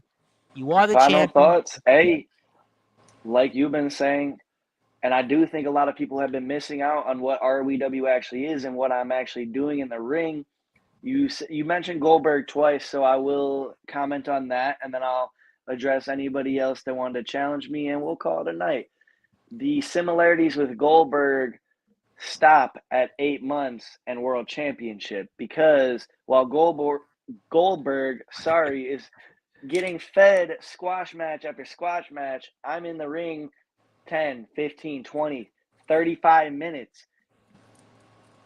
And I deliver in all these matches. And if I didn't deliver, I wouldn't have the championship to prove it.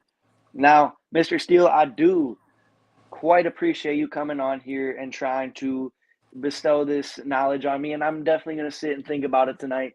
I'm not going to say I'm too arrogant to where I'm not going to take any advice. Because like I said, I'm open to all advice.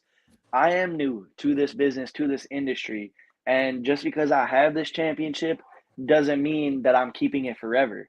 So with that being said, I personally believe in my heart of hearts that I have to have the attitude that I am going to be champion forever, that whoever steps in the ring with me, I'm going to defeat. And no matter what setbacks come my way, whether it's because of CJ Black, Anthony Steele, Atomic Titan, whoever, it doesn't matter.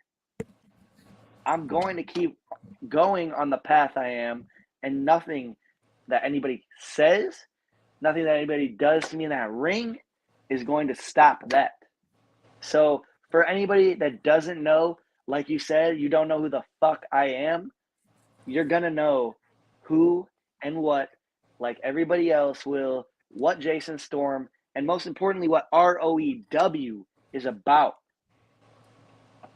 And you can do that at ROEW Backyard Wrestling on Instagram, YouTube. You can also jason.storm.byw on Instagram, and you can find out those reasons firsthand.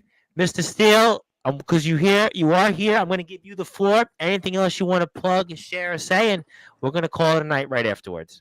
First of all, I'm gonna make this clear. I haven't been watching this whole time you've been on here. But from what I'm taking it, I'm the only man that had the balls to actually come say this shit to your face instead of typing like. Well, Taylor was here actually, by the way. Well, Taylor already had a show earlier today, so I mean that's. He was here though. He did speak to the champion. He did speak to him. I mean, let me guess. He gave the "What's up, kid? You know, you're doing good." You know. No, actually, he didn't do that at all. Actually, he told him what he was doing wrong. Actually. Oh, that's. I mean. It was one of those two things. I mean, I've known James Taylor for about 2 years. Yes, and he did mention you tonight, by the way. He did mention you. I bet he did. Excuse me. Yes, he did. Quite a bit, by the way. It's all right. James, you still remember that ass whooping I gave you? Remember that? I'm going to say this. I'm not an Atomic Titan. I'm not a Jack Delta. No disrespect. I don't have a bump card. I do this because I'm born for this. I've put my body through so much pain and torture that I don't think there's anything that can actually surprise me anymore on what my body can go through. And if I ever really do go to ROEW and look you face to face, I hope, I actually wish that, you know, you put your ego fully aside, keep your confidence, but know it ain't going to be the easiest task you ever face. You're going to have one of the hardest hitting, grueling, painful, torturous matches of your life. Because I'm not here to be a phony. I am what my name says I am. I'm the real deal. I put you on notice. Take it how you want. All due respect, I'll watch your product. I'll even review it in the comments if that makes you feel better. But no, I'm watching, and just know I will come one day. So be ready.